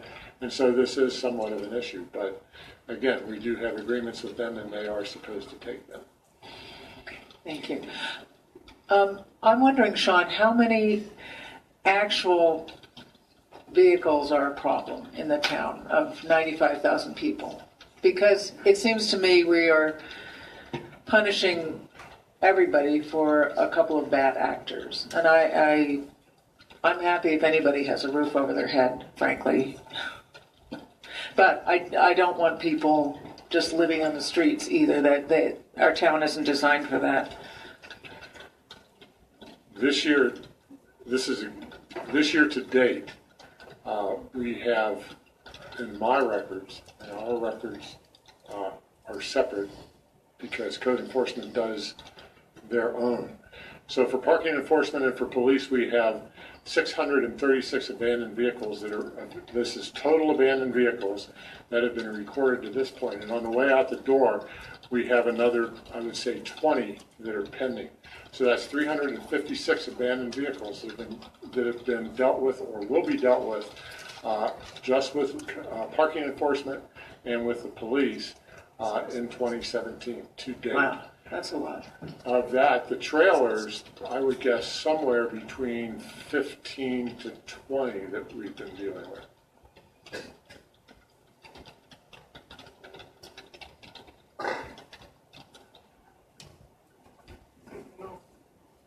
Further questions from council? I'm going to go ahead and open up a public hearing on this item. So is there anybody from the public that'd like to speak? It looks like Patty Malfetti signed up. Hi, Patty Malfetti, 1110 Baker Street. Mayor and council members, I would like to ask that this seemed kind of confusing to me, honestly, and it seemed like it was kind of unfinished. I do have concerns over the vehicles moving every 7 days to a few areas and coming back and forth, and I don't think that that part really has been answered. I also think that moving 600 feet isn't far enough because I think that's going to make it easier for the vehicles to pick out 2 or 3 favorite places and move around like that. So I'm asking that maybe the area be enlarged, that they have to move. That's one thing. And then the other thing that I was concerned about was the applying to the Director of Planning and Development Services Department. That sounded kind of unfinished. It said, or designee shall issue such a permit under any rules adopted by the director to ensure an orderly permitting system. That just seemed kind of open-ended, and I'd like more clarification on that process. Thank you. Robert Talmadge. Evening, Mayor Coombs, Wilbert Talmadge, 1110 Baker Street, Longmont. It's about Ordinance 2017. The 7-day permit process is open-ended. I don't think it's been nailed down. And, you know, it's stated that the Director of Planning and Development will put together the process after the ordinance is passed. I think that should be put together before the ordinance is passed because it's too vague. And a couple of questions: what's going to happen? What's going to stop the person from moving the 2 to 3 locations 600 feet? And we just live in an area where we have a lot of transient people, and I just think that that's going to be a problem. And what about if you had something like in the process of giving the license to stay there, it goes on record of where that is, and they can't go back to that like 2 to 3 to 4 areas and keep it on the books. That way you know where they're going and you keep track of that, and after 3 or 4 times, then they can come back. But by then, maybe they'll be moving somewhere else. And is the council going to provide assistance in drafting the guidelines to the Director of Planning? And that's something that I think should happen, because what experience do they have in drafting the guidelines? Thank you. Ethan, shut down.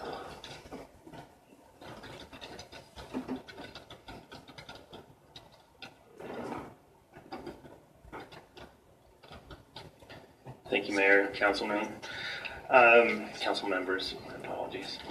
Ethan Chutko, 156 11th Avenue. What Brian Bagley brought up is right on point. The biggest concern here is simply there are loopholes. And I think that's what's been also addressed by these other speakers. There are loopholes. It doesn't seem this is quite thorough.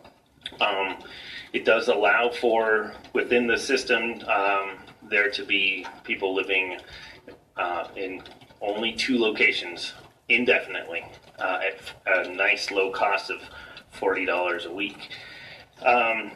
That's one of the grievances, one of the concerns. I do think that the City Council should be giving a clear recommendation to the Director of Planning and Development Services on how to create what's called an orderly permitting system. I think that resides within this council to provide that guidance. In one of, there was just a solution provided in terms of tracking where people are going, and that might be a good approach to this. Another one would be perhaps if someone is applying for consecutive 7-day permits, to have each consecutive permit be at an increased fee. So the first permit for a week is $40 as it is currently written. The second one, if they need that, might be at a heightened, doubled fee, etc. So maybe consider that. And then the other thing that was brought up at our last discussion on this was simply responsiveness from code enforcement.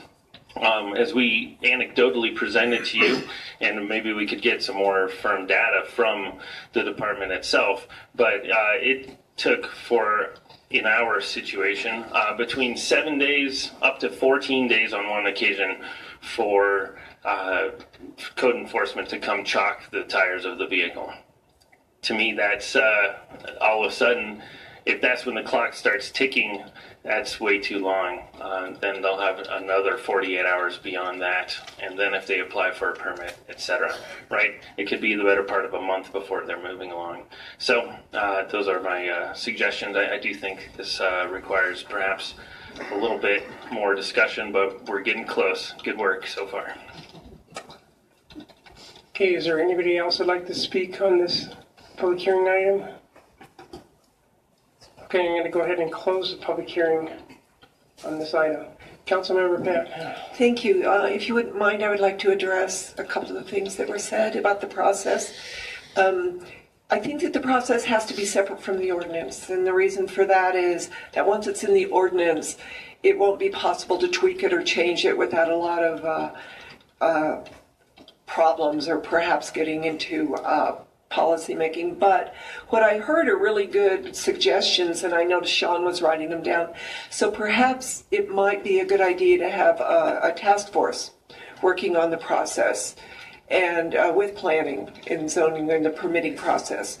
Because you are the boots on the ground. You know what's happening in your neighborhoods and what will and won't work. So thank you for those ideas, and I would definitely support a task force with some resident involvement on the processes. Councilmember Christensen. I would also urge that the first time anyone is found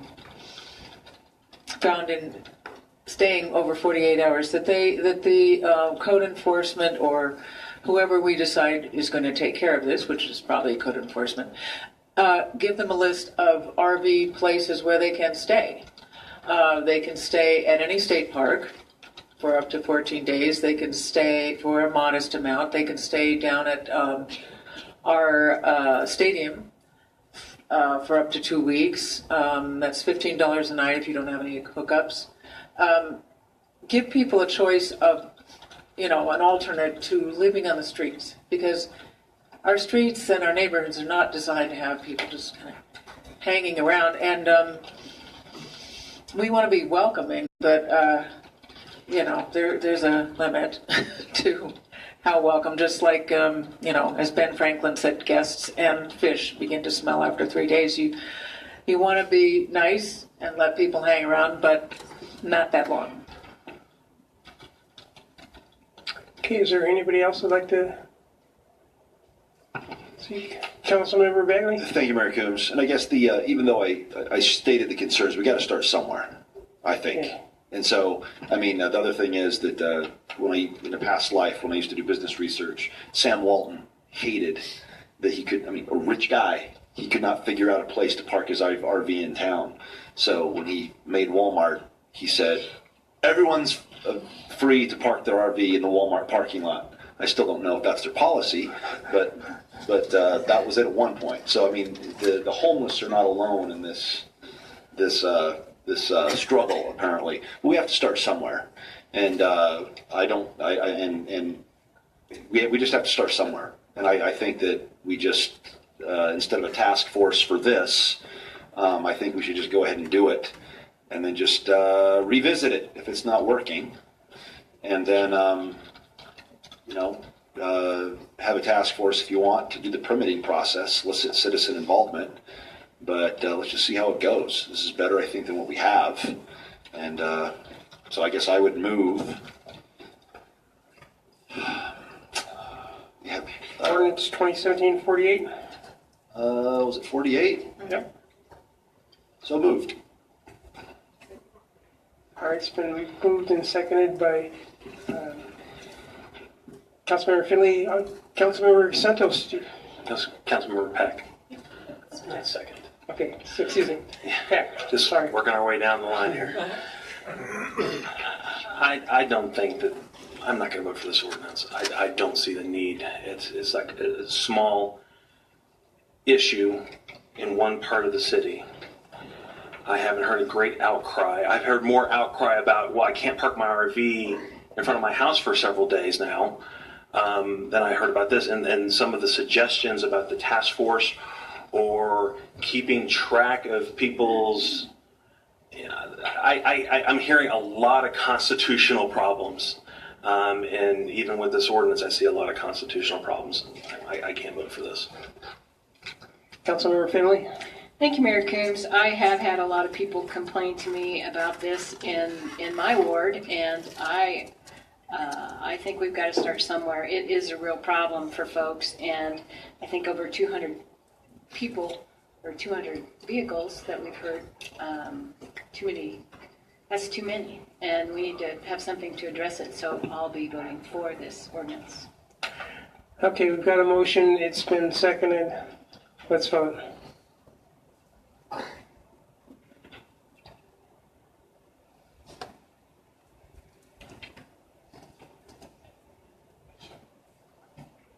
And that passes 5-2 with Councilmember Christensen and Councilmember Santos dissenting.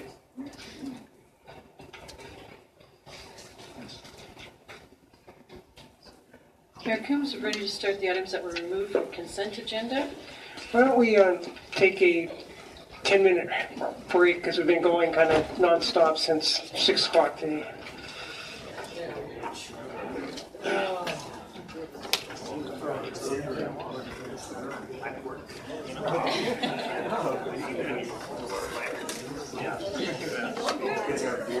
Yeah, we should.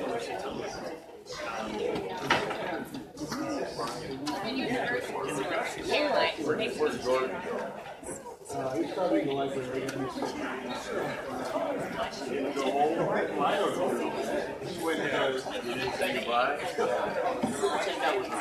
You know, I talked to him about that. He ought to check this issue.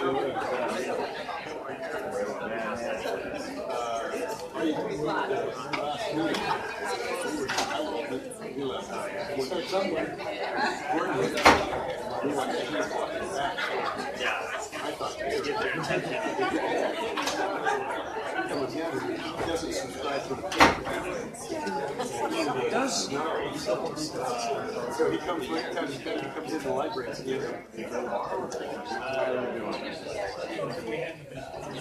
Jones? Maryland? Welcome back. Get back to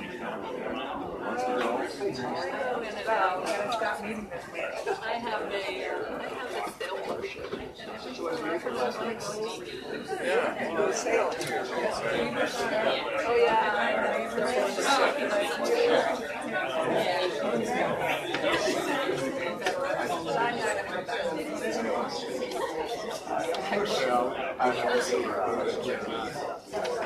Good for you.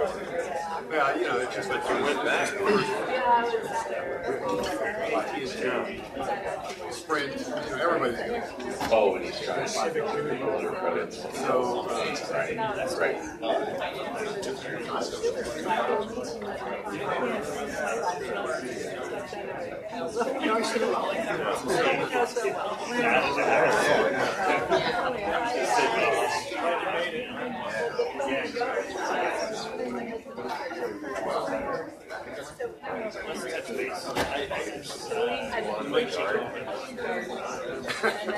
A lot of work.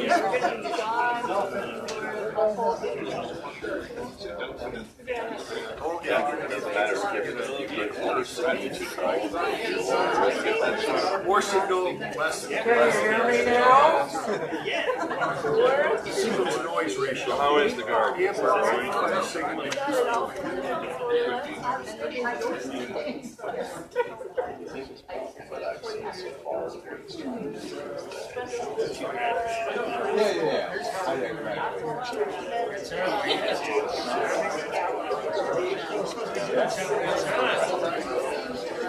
He should still have it attached together. Already Somewhere to secure it, right?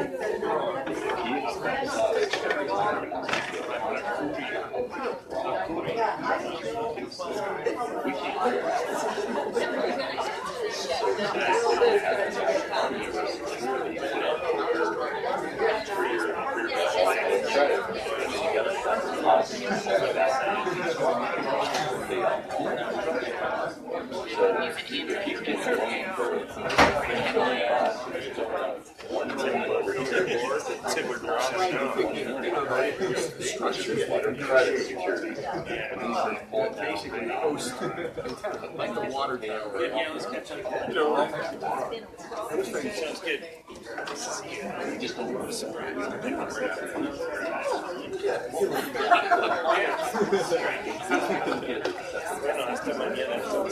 You know, I the last point that Captain Tony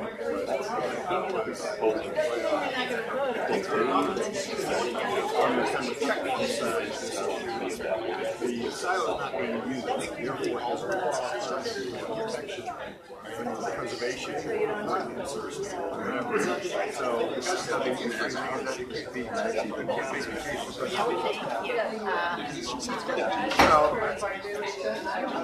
oh no, they're going to be that's a big deal.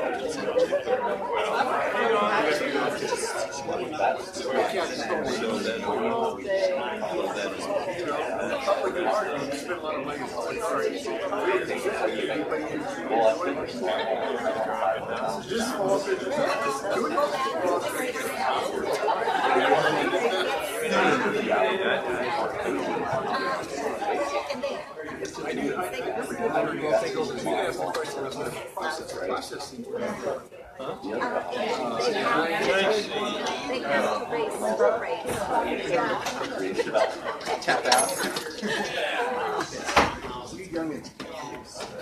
How are you doing? Anyway, I'll be in touch. What I need. Yeah. What I hope I need or sometimes.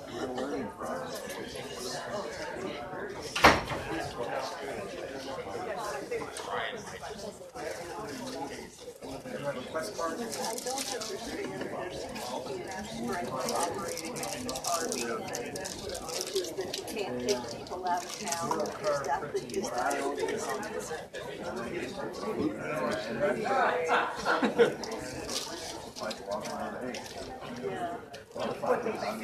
Yeah, that's always been thinking about that. I am concerned, the high power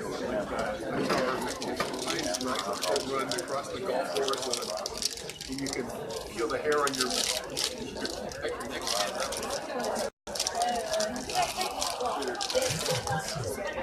Those make me nervous.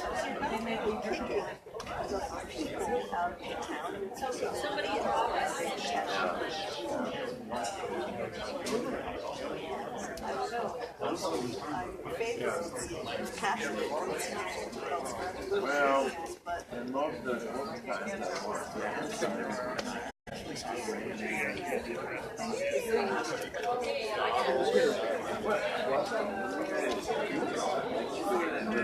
I did. There were a number of ideas that were shared about how to kind of mitigate the concerns that people had about what would be fixed in this and the city, Ben Ortiz is going to take those back. He finished reading the newspaper. He came back here. Oh, no, I was back. I was just going to walk around. I got pointed How could that happen? How could you possibly get pointed? So Ben Ortiz is going to go back to the Verizon people and offer some of the ideas that were suggested. And there were a number of good ideas. So to kind of mitigate their concerns. But, depending on what Verizon, what their disposition is, it would go forward and with their current recommendation. Where the mayor would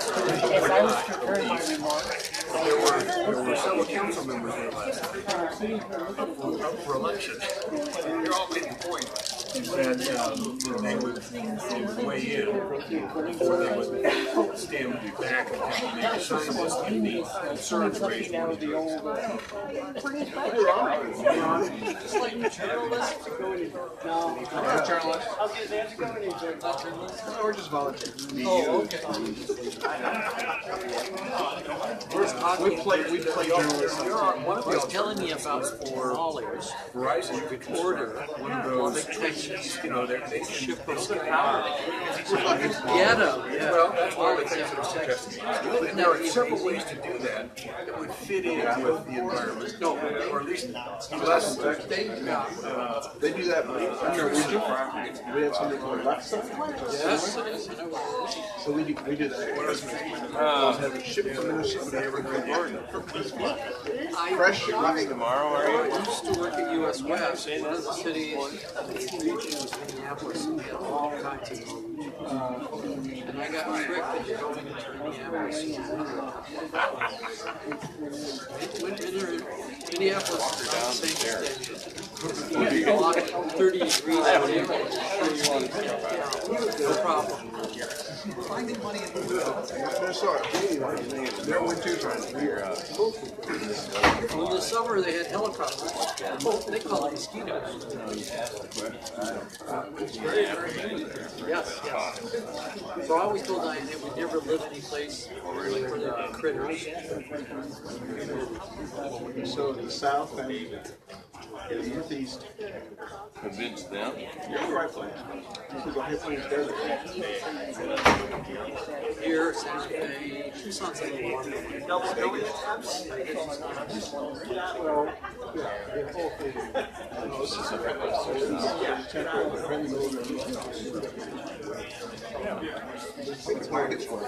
Thank you. Colimas, Mexico.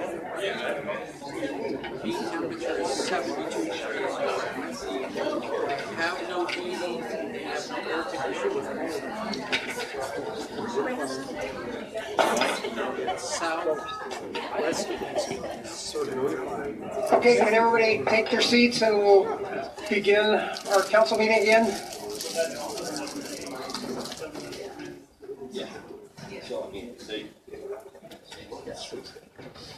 Mayor Coombs, your first item removed from the consent is the Neighbors Redmond South Flatland Annexation, phases 1, 2, and 3, and I'm not going to read those ordinances, but Don is here to make a presentation or answer questions. Councilmember Peck. Thank you. Hello, Don. So I pulled this because my initial response after reading all of the notes and stuff was that the Resilient St. Vrain project was just alluded to a couple of times. And for me, what we do with that Resilient St. Vrain in connection with this annexation is very important. So there are two options here that I see. One of them is to fill in those ponds and have the developer or the owners fill in the ponds and build upon them, which is what I actually see from the two maps they gave us in the concept plan. And the other one is the split flow option to take that river back to its historical flow by having the split flow go through the properties under Hover and reconnect with the St. Vrain on the other side. I don't see that in the concept plan, and we have been working on that Resilient St. Vrain plan for, 2.5 years? And I saw it in the big projects, the split flow. I've talked to Dale Rademacher a couple of times and some engineers that is an option, a good option. So my question is, and probably Barbara Brunt can answer this, if not Don, have you talked about this to the owners? Have they made any references to what their preference is about filling in the ponds completely and building upon them, or giving easements so that the city can do a split flow, keeping part of the ponds, etc.? Could you address that? Mayor Coombs, Councilmember Peck. So I'm going to let a couple of us answer. So the annexation agreements include references to the planning that's been done for the Resilient St. Vrain. There are exhibits within the annexation agreement that reference the split flow, which I'll let Nick talk about in his discussions with the property owners. And then the property's representative is here tonight to answer specific questions that you may have. So I'm going to let Nick talk about the split flow and the Resilient St. Vrain stuff. Good evening, Mayor Coombs, members of council, Councilmember Peck. We've actually been talking to the property owners since probably a week after the flood, since before they actually started this annexation process. Since we began the concept of looking at the Resilient St. Vrain project and doing that, and we've been working with them, and they've been working with us very closely. As Don said, the annexation agreements not only refer to that, but they also specifically state that the property owner will dedicate easements necessary for the construction of this project to the city at the time of development or upon request of the city. So if we were doing something before that they would dedicate that property to us for that. And the important part of that,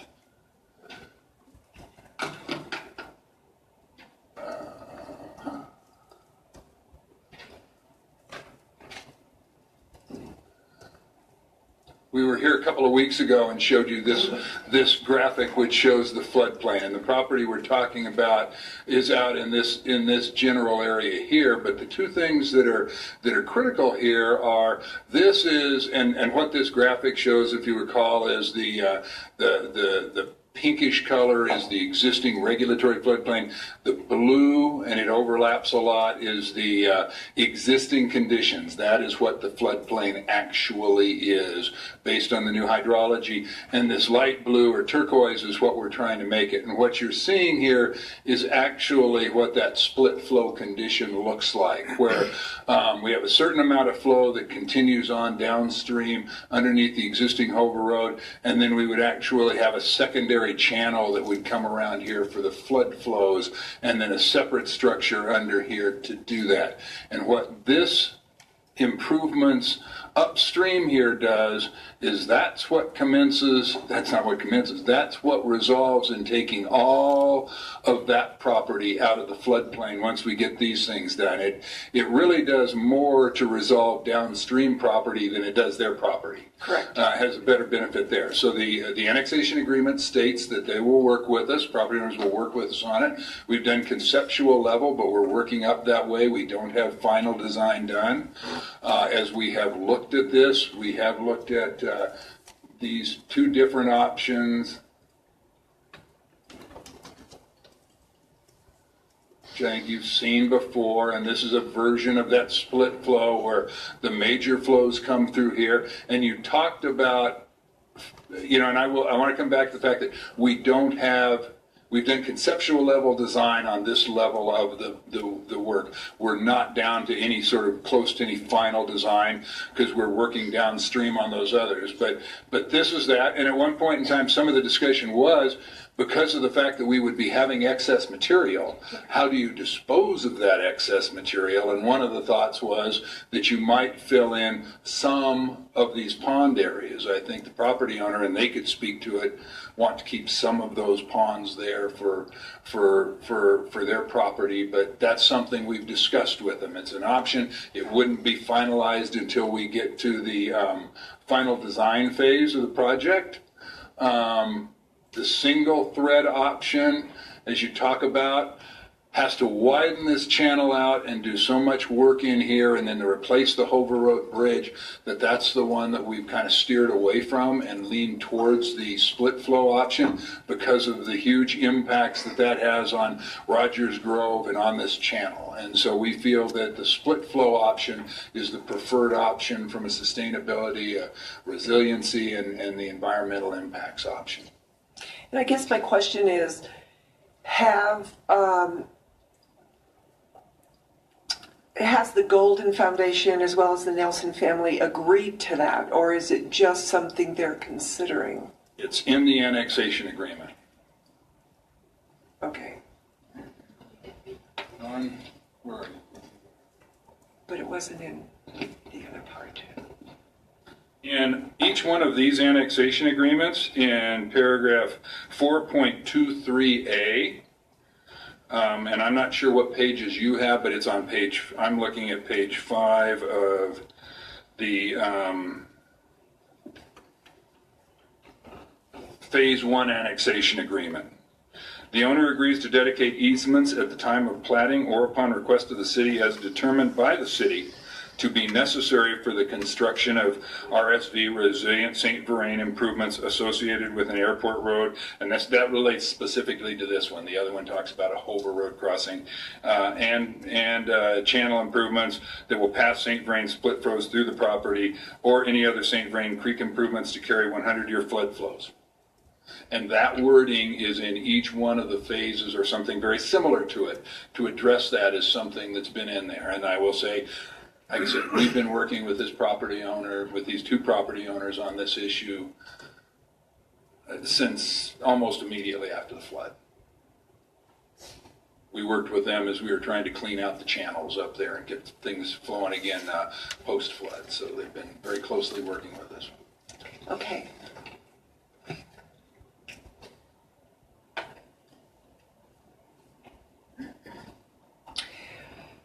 I know that I do have, it's probably not for you, but I do know that this is developable property, part of it. So it has the option to give the developers credit, land credit, if they give us easements on this to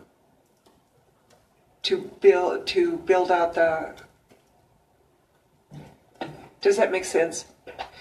I'll restate it for you. I think I know where you're going. Okay. So Mayor Coombs, Councilmember Peck. So the question is, has the property owner still retained the ability to develop the same number of units Yes. on the property if they give up the land for the easements. channel? Exactly. And the way the concept plan is done is that we base the densities on the gross acreage of the property that's brought in before we would subtract those out. So the density, they would get the benefit of the density. It would be able to shift and move off of that area onto the other developable ground. So that is part of the annexation agreement. It's contemplated. It is also contemplated in that way in our land development code. Okay. Thank you. You're welcome.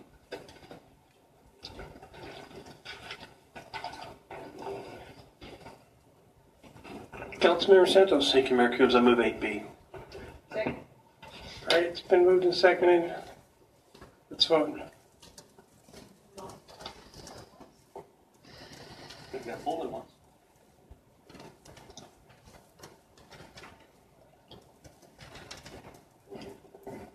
Mayor and council, seems like we can do them all at once on first reading, since we do consent agendas Yeah.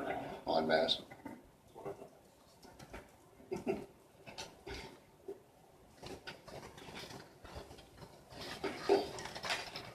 Okay, passes 7-0.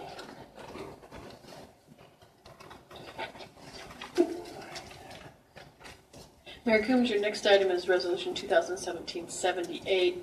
That's the one submitting the ballot question to the registered electors regarding the bonds payable for the city's water utility enterprise.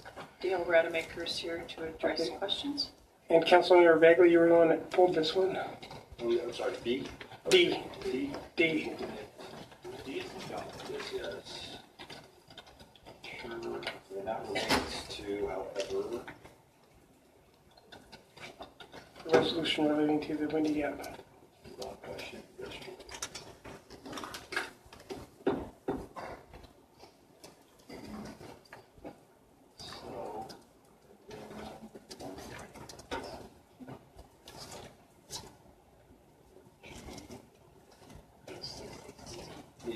I know. So sorry. Thank you, Mayor Coombs. I wanted to use this opportunity because it says including but not limited to the Windy Gap Firming Project.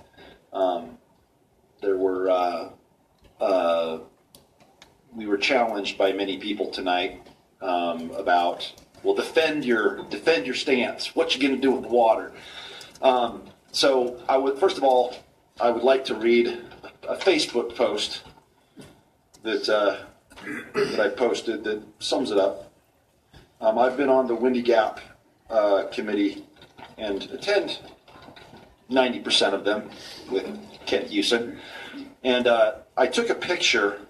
I don't know if you probably can't see it on TV, but I'm going to show my fellow council members. That's the room. So I don't know if you can see it, but it's a pretty big room at the Northern Colorado Water District up in Berthoud. Anyway, go to my Facebook page if you want to see it. This room is full of our neighbors. And the project, as we all know, is to build this water storage up near Carter Lake. at Button Rock. And the other participating municipalities include Broomfield, Central Weld County Water District, Erie, Estes Park, Evans, Fort Lupton, Greeley, Lafayette, Little Thompson Water District, Louisville, Loveland, Middle Park, Platte River Power Authority, Fort Collins, and Superior. So all of our neighbors are participating. This project started, and as much as I respect people, many of the people who are challenging the project, they were in city government, Longmont city government, and they were in Longmont city management for years and years while this project was being promulgated. It's been going on since the early 70s, and now it's time to, we're finally getting our permit from the feds, and it's coming to fruition under this council, and it's kind of like hot potato, and now we need to make a decision. And so if we do not buy the water, someone else will. The city of Evans, they didn't exercise their option to buy. Greeley stepped in and bought it. If we do not buy all the shares that are available, someone else here will purchase these. And so if we don't buy them, the idea that it won't be used for fracking or won't be used for development on our borders is, I think, a falsehood. This is just my opinion, because someone else will buy them and that water will be used. But that is not the reason solely why I think we should do this. And just to be clear, I think we should do 12,000 acre feet. That's where I stand. And here's why. Pop quiz. And I'm not going to embarrass anybody in the room. I'm not going to embarrass anybody on council. But the question I want you to ask to yourself is, how much water do we currently have firmed for the city? Just honestly ask that question to yourself and say, do you know the answer? The answer is just over 30,000 acre feet of water. Okay, that's how much we have currently. Second question, be honest with yourself. How much water at build out, 120-ish thousand people, do you know the answer to how much acre feet this city needs at build out? We all talk, it makes great politics to speak ideology, but do you know the answer? It is 32,750. We currently do not have enough water for build out, so we need something. Windy Gap, we've spent $56 million on water that we need to now firm, or else we can't access the water when we need it. So we were presented with options. Oh, by the way, that 30,000 includes a project or a contract with Excel called Piesco. I don't know why it's called Piesco. But essentially, that contract provides 3,500 to 5,000 acre feet of water. With 15 years' notice, Excel just has to say, we're going to stop selling you water. So that is not water we own. That is water that we are relying upon. Another fact, ask yourself this. The 6, 8, or 10,000 acre feet, what does that mean? With evaporation, with runoff, with spillage, how many acre feet actually end up in the reservoir, or actually end up firmed? 4,000. Close. It all depends, okay? So right now, for example, the Windy Gap project, for the 6, the 8, or the 10, or the 12, you need to divide by 2.2 to figure out what your firmed end water total acreage is. So for example, 6,000 is only 2,400 acre feet. 8,000 is only 3,200 acre feet. 10,000 is only 4,000 acre feet, and 12,000 is only 4,800 acre feet. So, what does that mean? With 30,000 firmed, including the wink water from Excel that we do not own, 30,000 plus the 6,000 acre feet put us at a total of 32,400 acre feet. You take out the Excel water that's not ours. Now, you don't divide that one by 2.5. I'm told by water experts that's 2.0. But at the end of the day, when you subtract it, we're left with 30,650 acre feet for sure. That is less than the 32,750 acre feet we need. What about 8,000 acre feet? Well, if you take the 30,000, you add on the 3,200, You subtract the 1750 from Excel, you get 31,450 acre feet. Again, shorter and less than the 32,750 acre feet we need. Well, what about the 10,000 acre feet? Well, you take 30,000 plus 4,000 minus 1750, that's 32,250 acre feet, which is still 500 acre feet shorter than the 32,750 acre feet that the experts tell us that we need. If we purchase 12,000 acre feet, that puts us at 30,000 plus 4,800 minus 1750 for 33,050 acre feet. That is why we need to do Windy Gap. That is why I am advocating 12,000. That is why I advocate and voted for 10,000 rather than 8. That is why I'm advocating 10,000 rather than 6, because I couldn't get the 12,000 from my fellow council members. I stand for 12,000 acre feet. Now, we need to look at other options. Well, why don't we just go ahead and do things like the Union Reservoir? Well, because it's taken 15 years to get a federal permit. 20. Is it 20? Okay, well, it took a long time to get the feds to give us permission to actually build out of Chimney Hollow, which is where we're locating this, where we're building the Windy Gap Reservoir, the firming project. So, how long will it take for Union Reservoir? We're going to have to wait till the people who own property, the houses, the homes on Union Reservoir, there are people that live there. We can't just raise the lake. We're going to have to wait till they leave, or eminent domain, these family homes. Then even if we raise it and get the feds permission, we now have to build a water pumping source to get it from Union all the way up to our water cleaning station, where we clean it so we can send it back down to use. That will be inherently more expensive than purchasing nice, clean, fresh water that we've already purchased that we can build a firming bucket for and just keep. So this water is not being used for fracking. There is currently an ordinance, and city policy says that we will not use our water for fracking. What it can be used for: agriculture. It can be used for drought. It can be used to squeak by the bare minimum water we need at full build out of 120,000 people. That is why we need to do the Windy Gap firming project at 12,000 acre feet. We have voted for 10,000 because that's the majority that we got. But we might need 12. That is my argument, and that is why.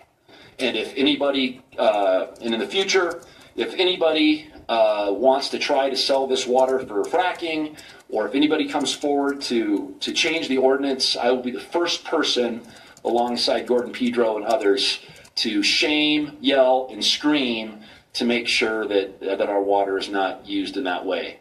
Also, to sell to our neighbors to develop on our doorstep. You know, another point that you missed is we've already purchased the 80 shares of Windy Gap water rights, and the 80 shares was the faucet that we needed for 12,000 acre feet. So, in a sense, you know, we've already paid for the faucet, so we have the right size faucet to fill a 12,000 acre foot bucket.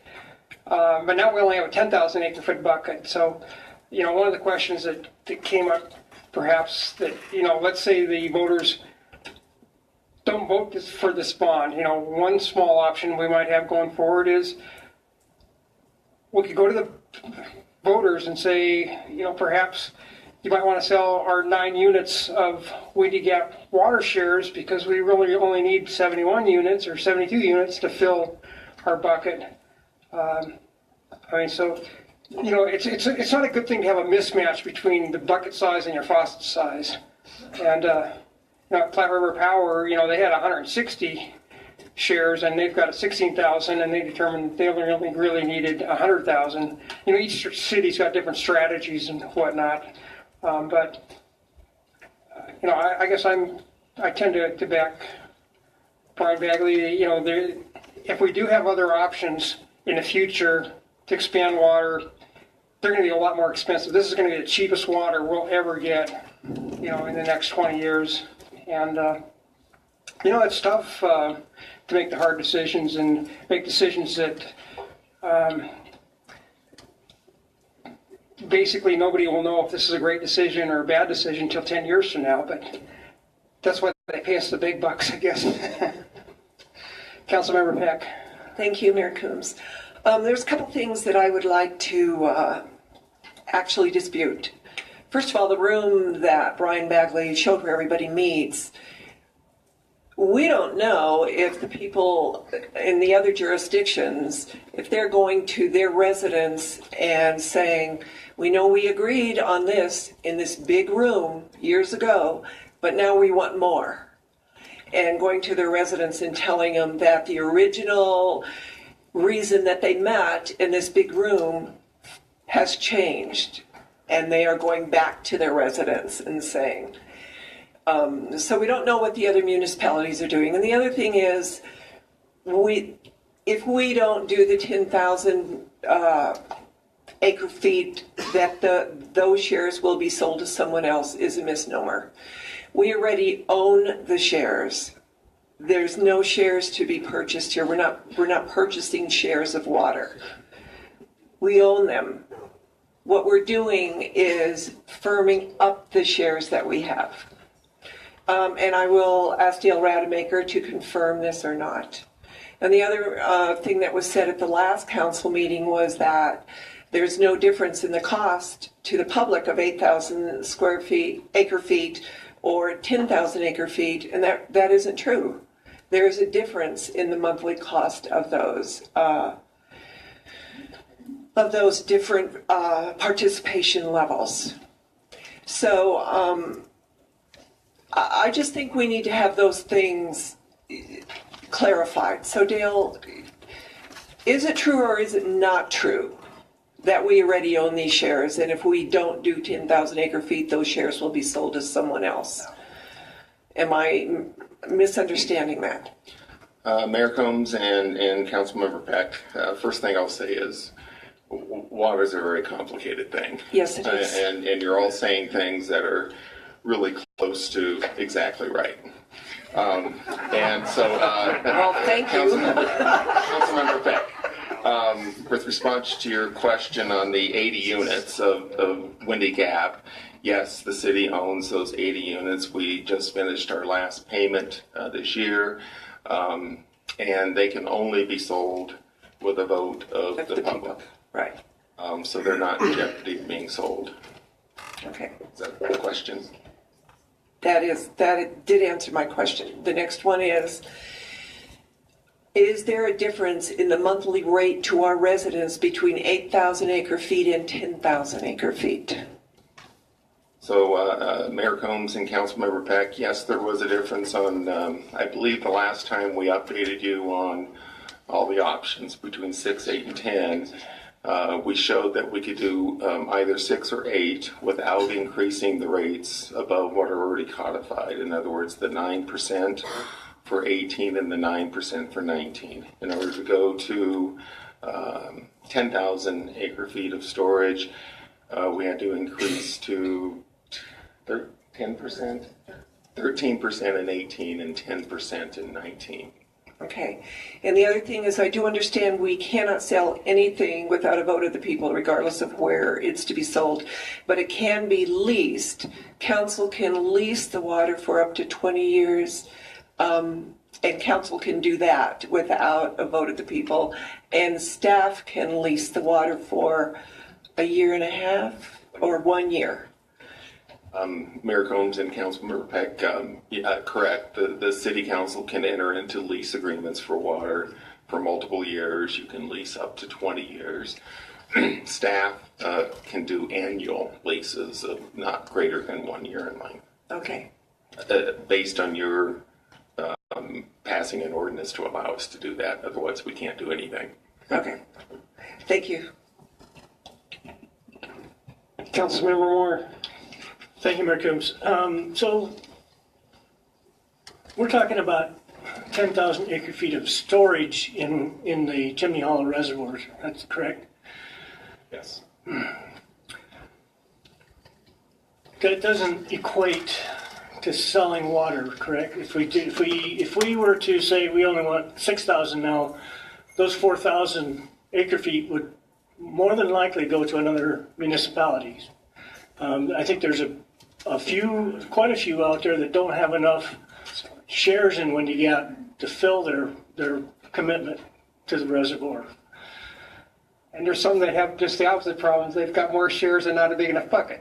So I think you're both saying something that's correct. I think there are some entities such as Platte River that own 160 units, and they would need a huge amount. But I believe the mayor is correct that they've determined not only do they not need 160 units, they certainly don't need to firm 160 units.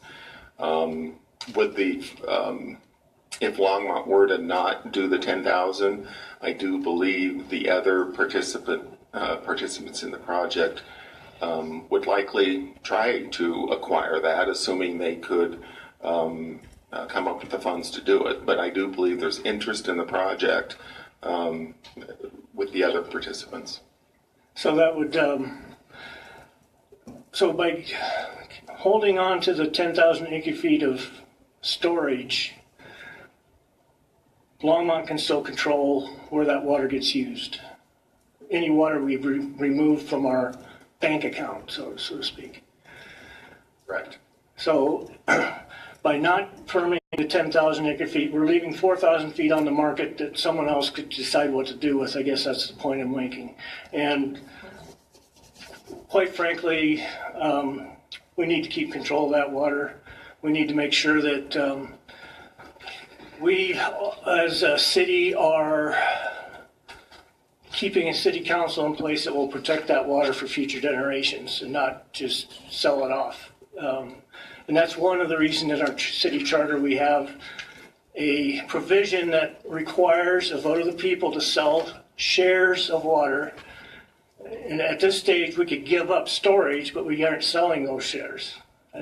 So it's I think that's a significant difference. That's correct. Councilmember Bagley? Thank you, Mayor Coombs. And that's, and just to reiterate, my comments were not about selling the water. My comments are about selling the storage that would allow others to firm their water that would then allow them to sell that water to potentially frackers or developers on Longmont's borders. And again, that's not the reason, however, the sole reason why I'm advocating 10,000 or even 12,000 acre feet. And that is because even at the 10,000 level, we are still short 500 acre feet from the 32,750 acre feet that we need. And this is cheaper, the cheapest option that, as the mayor said, that we'll see to get this water. And so, anyway. Councilmember Peck? So my question was to clarify, because when you're talking about shares and you're talking about water, that can be interpreted by almost everybody who doesn't deal with water, that they're water shares, not shares of storage capacity. And I think that is where the difficulty in explaining this to the public comes from. It's so I thank you for that clarification. We're talking about that we would sell the storage capacity, but when you say you can sell the shares, to me that sounds like water. It doesn't sound like storage capacity. So thanks for that clarification. Councilmember Bagley? Thank you, Mayor Coombs. And one other thing that dawned on me that when I got on the board, which is we are the only city having this conversation.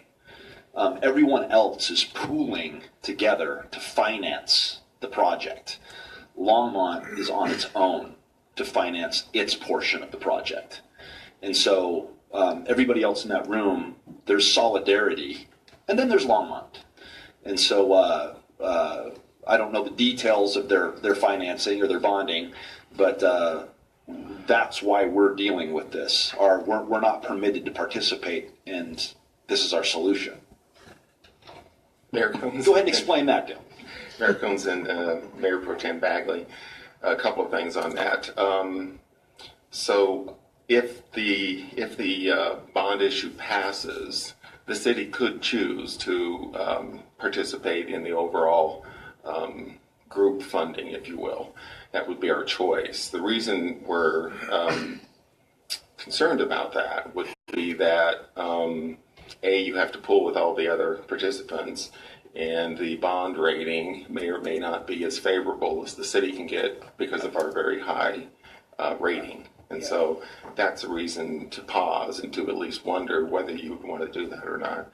We certainly have the ability to do that, the way the ballot is written.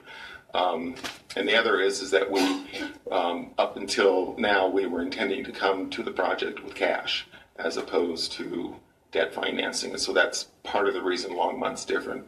I think the other cities have not planned as well as we had up to then and knew that they needed to issue debt. Councilmember Christensen? Don't leave, Dale. I know you've explained this before, but I would like you to go over this again. Our relationship with Excel, that seems to be kind of critical to the fact that our city staff recommended something based on including our Excel relationship, and the water board chooses to not include that.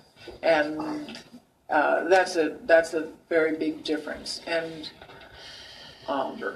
Yeah. So Mayor Combs and Councilmember Christensen, it is an exchange agreement between the city and Public Service Company of Colorado, which is a subsidiary of Excel. It's one that we entered into 10 years ago? In 2002, so many years ago we entered into that. It is an agreement whereby they exchange CBT units that they own for fully consumable water that the city owns. And so we are giving them a like amount of water that is actually more useful to them because we are able to release it either out of Union Reservoir or out of the city's wastewater treatment plant for delivery, either the Fort St. Vrain generating plant or the Pawnee station downstream on the Platte River. And so that's why the exchange made sense for both parties to do. And so this is not a sale of water, so they're not selling water to the city, they're exchanging. And it's every year we decide how many units of CBT we want to exchange, and it ranges from 3,000 up to 5,000 units. And I think I've explained it. So it's a 75-year term agreement. It does have a 15-year termination clause in it, whereby either party, upon notice, 15 years after giving that notice, can terminate the agreement. And the way staff has analyzed that over the years is that we actually see that particular water right as really as stable as many other water rights. In other words, we also have a contract. So our Windy Gap and our CBT water rights, we don't actually own the water right there. We own via contracts with the Northern Water Conservancy District to take delivery of that water. So we have to continue to meet the terms of the contract.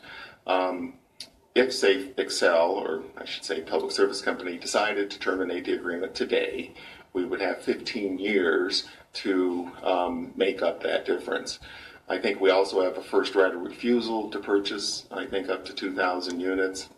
I probably wouldn't recommend that. CBT is incredibly expensive right now. I don't think we should buy that. What we would likely do is complete the first phase, possibly the second phase of the Union Reservoir pumping project, of which a portion of that is already built. It's likely a project we're going to want to complete in any event because it's a good project that allows us to reuse water, whether it be our Windy Gap second use rights or from our exchange or our change cases. So we would go to other options. That's what Longmont would do. I guess the other thing I would say is that the hydrology and all the numbers that we're working with, I can't stand here and say that they're ever going to be exactly perfect. Those are the best estimates that we have of how much acre feet yield we have today and how much acre feet yield we believe we will need at build out. And that's always a changing dynamic. And so lots of things change that, and that was part of the variability that was in the study. So on the plus side, climate change can increase temperatures and cause higher, greater water use. Additional conservation can dampen demand and lower the demand. So everything's in flux, which is why I said, I didn't mean to be flip about it, that you're all saying things that are accurate, but it is a very complicated thing. And it is in constant change, which is why one of the smartest things we can do is just pay attention as we go forward. And I'll also say Longmont in the future will have to do everything it has and can do to protect the water that we have, because there's many in the state that would love to have the water supply that the city has. So if there's anything for us to do, it's to protect what we got. Councilmember Moore. Thank you, Mayor Coombs. You mentioned cost, Dale. If I remember correctly, sitting in the water board meetings, I think CBT is on the order of $35,000 an acre foot. Or is that your share? I don't know if it's at 35,000 yet. If it is, I'd like to sell it. Yeah. So it's about 25 to 28,000 a share, and we yield it at another issue 0.76 per unit. So if you convert that to an acre foot, it's close to 40,000. 40,000 per foot. Yeah, $40,000 an acre foot. Yeah. Right, but not a unit. And if I remember correctly, also the construction cost for Windy Gap is $10,800 an acre foot.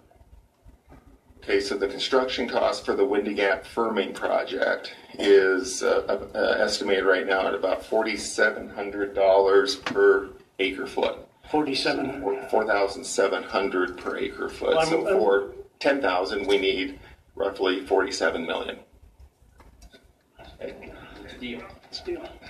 Sounds like a screaming deal.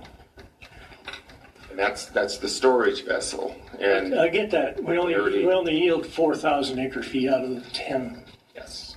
Right. You got to do all that other math to get to your firm acre foot yield. Yeah, firm acre foot yield. And since you brought up climate change, I also am concerned about that as well. I mean, right now, I think our native basin rights are mostly on the eastern slope. Is that correct? And then Windy Gap is on the western slope. CBT and Windy Gap are both from the Colorado River Basin. Yeah. Correct. So, there is a real possibility that snowfall patterns could change. Runoff can occur earlier, and if we're not able to store that water, we may not even yield what we are getting today. And I think that we are responsible for the future of Longmont, and we need to do what we can to make sure that Longmont still is around and can serve its people in the future, just like has happened in the past. It was 1970 going to get those water rights on the near Lake Granby. And I mean, we talked about it being complicated, but hopefully we've unwound it a little bit tonight. But we just need to make sure that we're protecting our asset and protecting our people and our future. So that's why I'm supporting the 10,000. Councilmember Peck? Just one fast question. Have we done an evaporation analysis on it, on the water? Mayor Combs and Councilmember Pack, evaporation rate on the water that we're going to firm? Okay, so all storage reservoirs have evaporation, and that evaporation varies depending on the elevation of the reservoir, how high it is up in the mountains. So those that are highest in the mountains are going to have, and deepest, in other words, the least surface area, are going to have the least evaporation. And so the Windy Gap firming project is actually pretty good because it's a deep reservoir. It's fairly high. It's about 6,000 elevation, 6,000 feet above sea level, and fairly small surface area because of its depth. So it's sort of like Ralph Price Reservoir in that way, as opposed to, say, Union Reservoir, which is shallower and a bigger surface area that will evaporate more water, say, per acre foot of the reservoir. You don't have a specific rate? Well, I think that was like 3 feet. So the evaporation in this area of Colorado is about 3 feet per surface area. And so that's just a function of heat and sunlight. So it doesn't really matter, and surface area. And so my point is, your perfect reservoir would have a tiny footprint and be incredibly deep. It wouldn't evaporate as much. Does that make sense? Yes. Councilmember Santos. Thank you, Mayor Coombs. I move resolution 2017-78. All right, it's been moved and seconded. Any further discussion, or should we vote? Councilmember Bagley? Thank you, Mayor Coombs. And I also fear that some of the backlash to this is a fear that Longmont will experience more growth than we want. And I'm just pointing out, when you run the math, even though it's ishy, Dale, it's still putting 10,000 acre feet still doesn't quite put us at the total build out, assuming Excel or Piesco bail. So, and even if they don't, we're only going to have, anyway, there was a lot of numbers, just not that much more excess water. And so we're not going to see runaway growth. We're not going to see Longmont all of a sudden going from 120 to 160.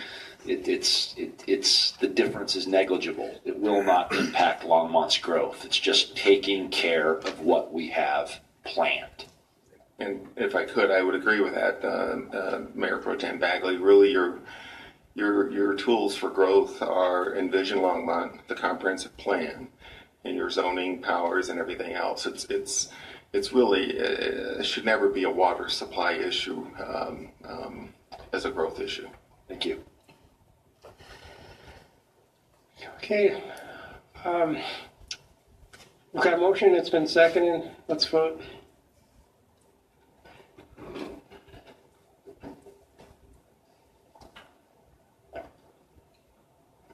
And it passes 7-0.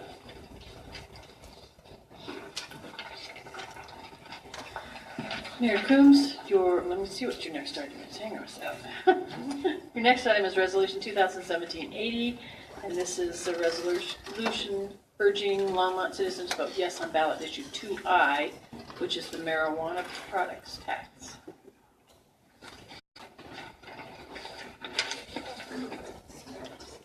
Yeah. I am going to move this resolution because when we had the discussion earlier, my questions were answered. All right, it's been moved and seconded. Let's vote. Just a second, I need to get that down. Hang on a second. And more seconded? Okay, thanks.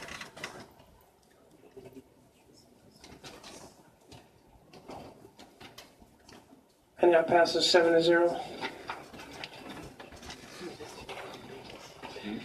Then the next item is Resolution 2017-81, and that's urging Longmont citizens to vote yes on ballot issue 2J, which is the water revenue bonds. So I pulled this one so that I could vote against it because I did not vote for the 10,000 acre feet, so I cannot agree to encourage residents to vote yes for it. Councilmember Christensen? I agree with Councilwoman Peck, and I also think that in cases where we don't really have unanimous agreement, unanimous agreement, I think it's kind of strange to vote for us to urge the citizens to vote for something we didn't agree with. So I'm going to vote against this. Councilmember Santos. Thank you, Mayor Coombs. I move resolution 2017-81.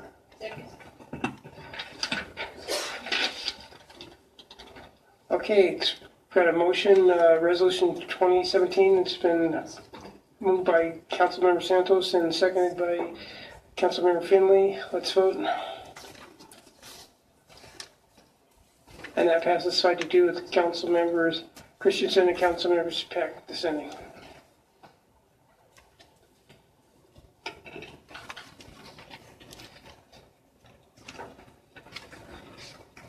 Is that all the things we pulled up?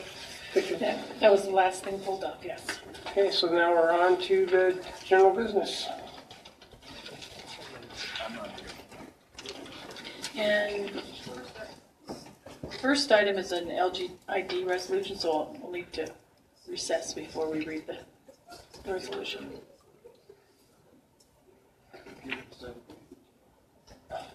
Okay.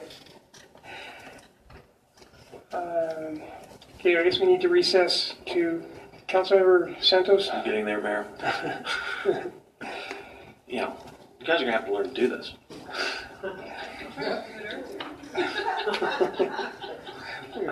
I guess longevity does have something for it.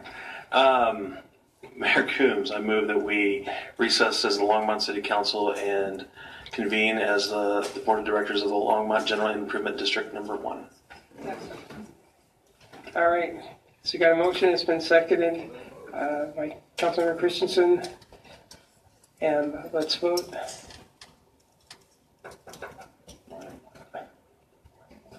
And that passes 7-0.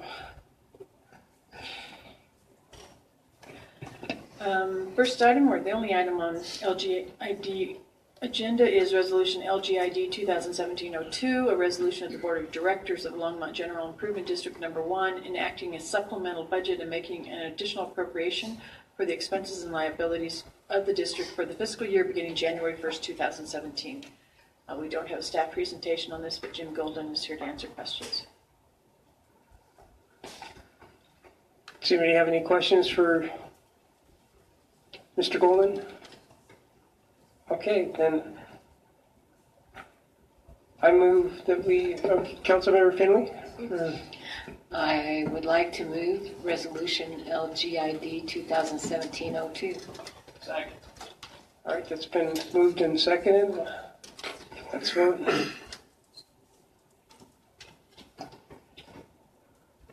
And that passes 7-0.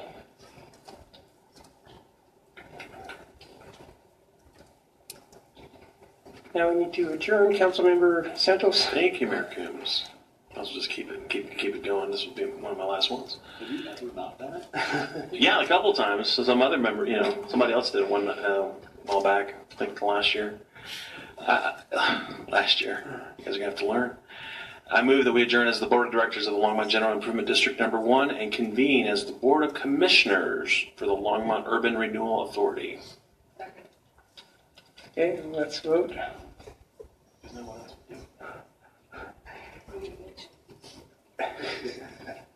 And that passes 7-0.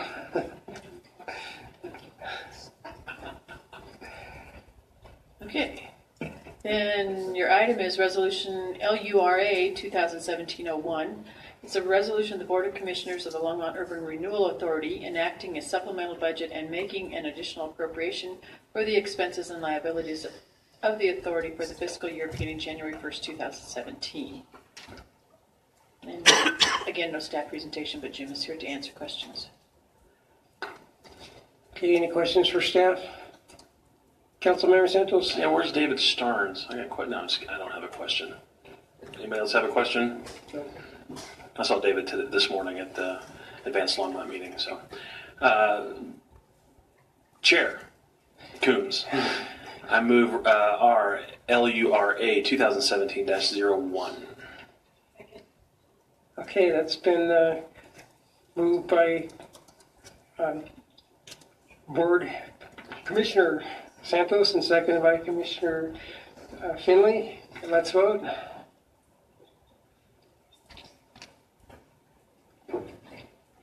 And that passes 7-0.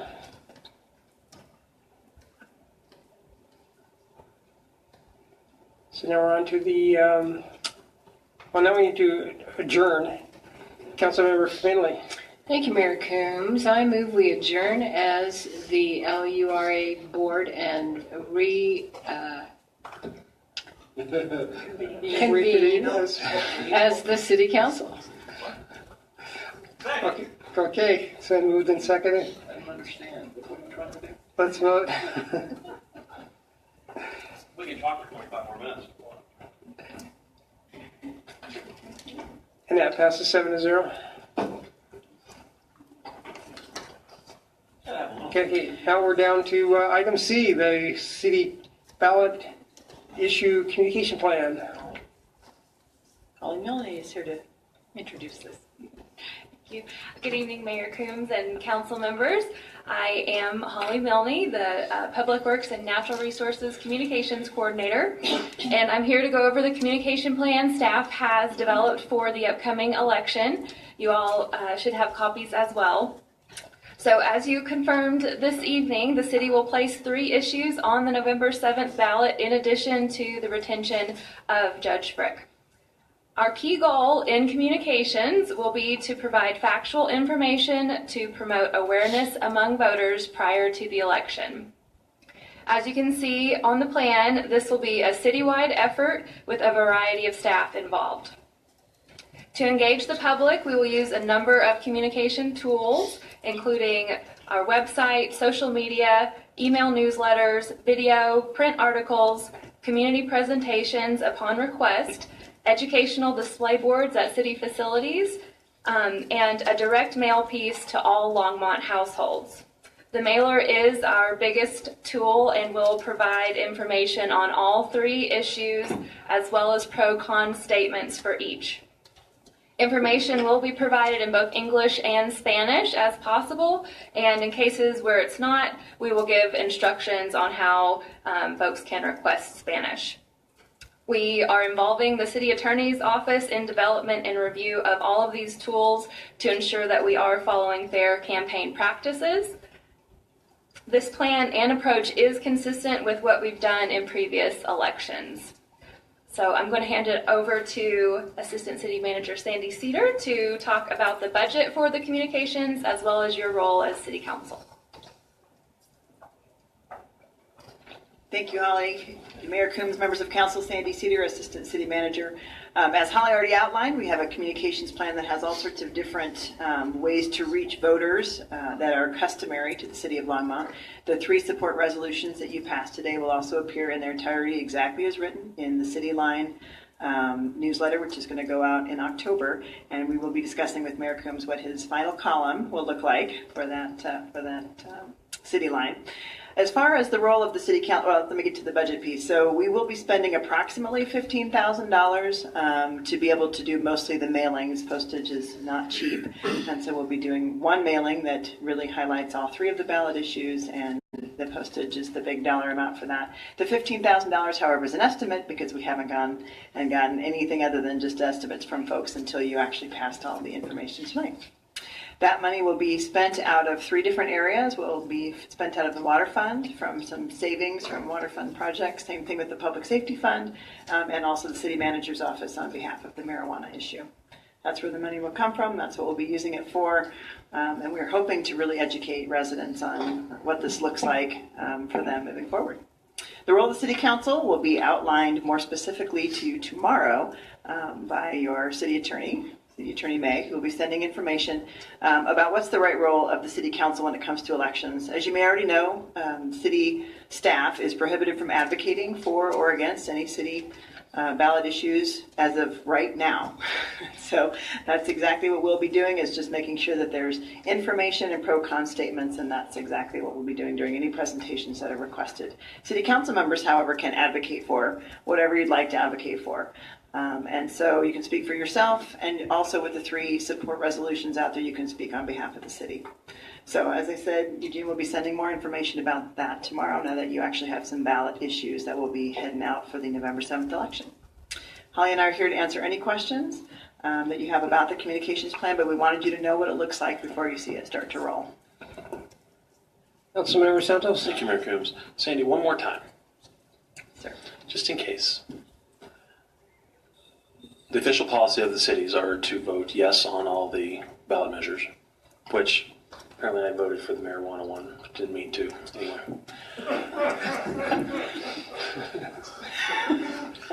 Yes. Lots of talking and not a lot saying going on this evening. But that's the official policy. So if someone asks us what's the official policy, that's the city. But we can, again, go out on our own and say, I'm advocate for or against, right? Correct. And before we get this, I know there's no really direction or motions to be made. I would advocate to residents to retain Judge Frigg. So. We are not including that in the information packet. I know, but I'm just saying Just to right be now. clear. I'm sure he would appreciate that. Okay, thank you. Councilmember Finley? Thank you, Mayor Coombs. I just want to tell you guys, I think it's a great communications plan. But there are other communications I wish were this well organized. Councilmember Finley, that really is Holly's work, so I want to give her kudos for that. So thank you.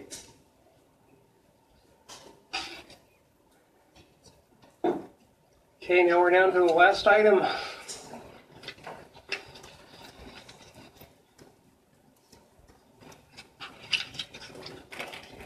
Mayor Coombs and members of council, I'm Valerie Skid, your city clerk, and you do have some board and commission appointments to make tonight. You did interviews at the pre-session just prior to this meeting. So we have 3 boards you'll be appointing to. The first one is Board of Adjustment Appeals. You have 2 regular member terms ending June 30th, and you have 2 applicants for that. You can use your ballots, or you can do it however you wish. I move that we basically assign both of the applicants to the positions. Yeah, Board of Adjustment Appeals. That would be Peter and Linda. So, all in favor? Who seconded that? Finley, okay, thank you. Okay. Okay. So we got that one done. So Peter Modafferi and Linda Whitco. Linda is currently an alternate, so next time we go out, they have another alternate. We'll fill that position. The Callahan House Advisory Board, you have 1 applicant and 1 regular term ending December 31st, 2019. Councilmember Bagley? Thank you, Mayor Coombs. I move that we appoint Amy Thornhill to the Callahan House Advisory Board for 1 regular term, expiring on December 31st, 2019. All right. All in favor? Okay. And on the Water Board, you have 1 regular term ending June 30, 2022, and you have 2 applicants. So we'll use the ballots this time.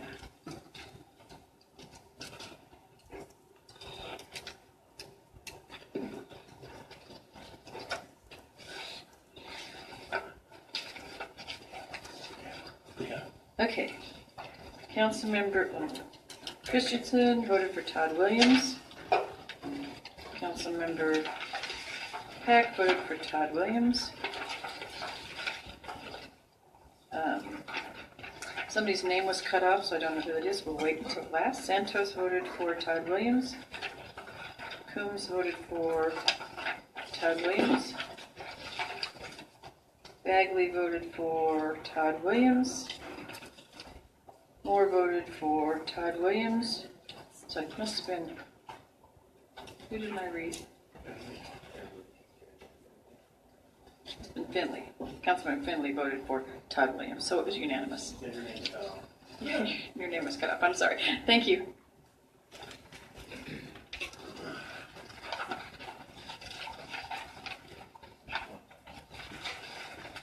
Okay, now it's time for final call, public invited to be heard. If anybody from the public would like to come down and speak?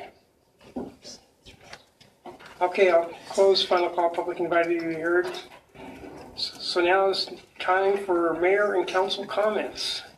I guess I'll start out. I got a pleasant surprise from my insurance company, AAA. They gave me a rebate because our fire rating has been improved to such a level that they lowered the insurance rates. So that's a great thing. And in fact, we raised sewer rates by $1, but now my insurance rates went down by $2, so I'm +1.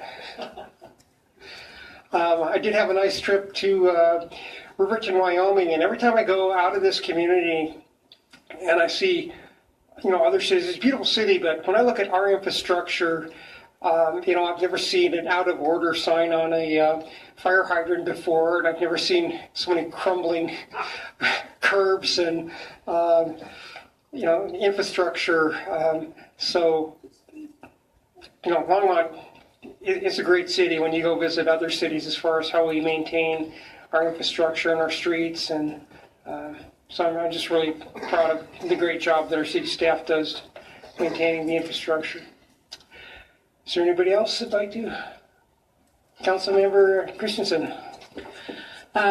We had a wonderful chance of a lifetime this week to see an eclipse, or at least 95% of one here. And I want to thank Maria Tostado for loaning me her glasses, because I had been standing out on Judson Street with my cereal box and not getting too far. Yeah, I see a big white spot. But anyway, Maria loaned me her glasses. So it did occur to me that it was such a time of such stunning beauty that I hope that we can all reflect on the fact that this is, we could be more humble in the universe and get a little bit of perspective. We don't have to live with war, eternal war and hatred. We can live humble, decent lives with prosperity if we don't continue to support the arms race and constant war.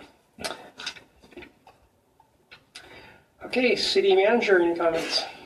Mayor, Council, I just wanted to inform you that the items that were discussed about being on the agenda, those have been taken care of, or on the website, those have been taken care of. Okay. Rio has put those on the website while we were in the meeting. The other thing I wanted to check with you on, today at the LADP meeting, Patty Quinones asked me if I was going to the groundbreaking for the Innovation Center. And I indicated I hadn't received anything, and so they sent that to me, and I was checking with council to say, did you all receive the notification on that?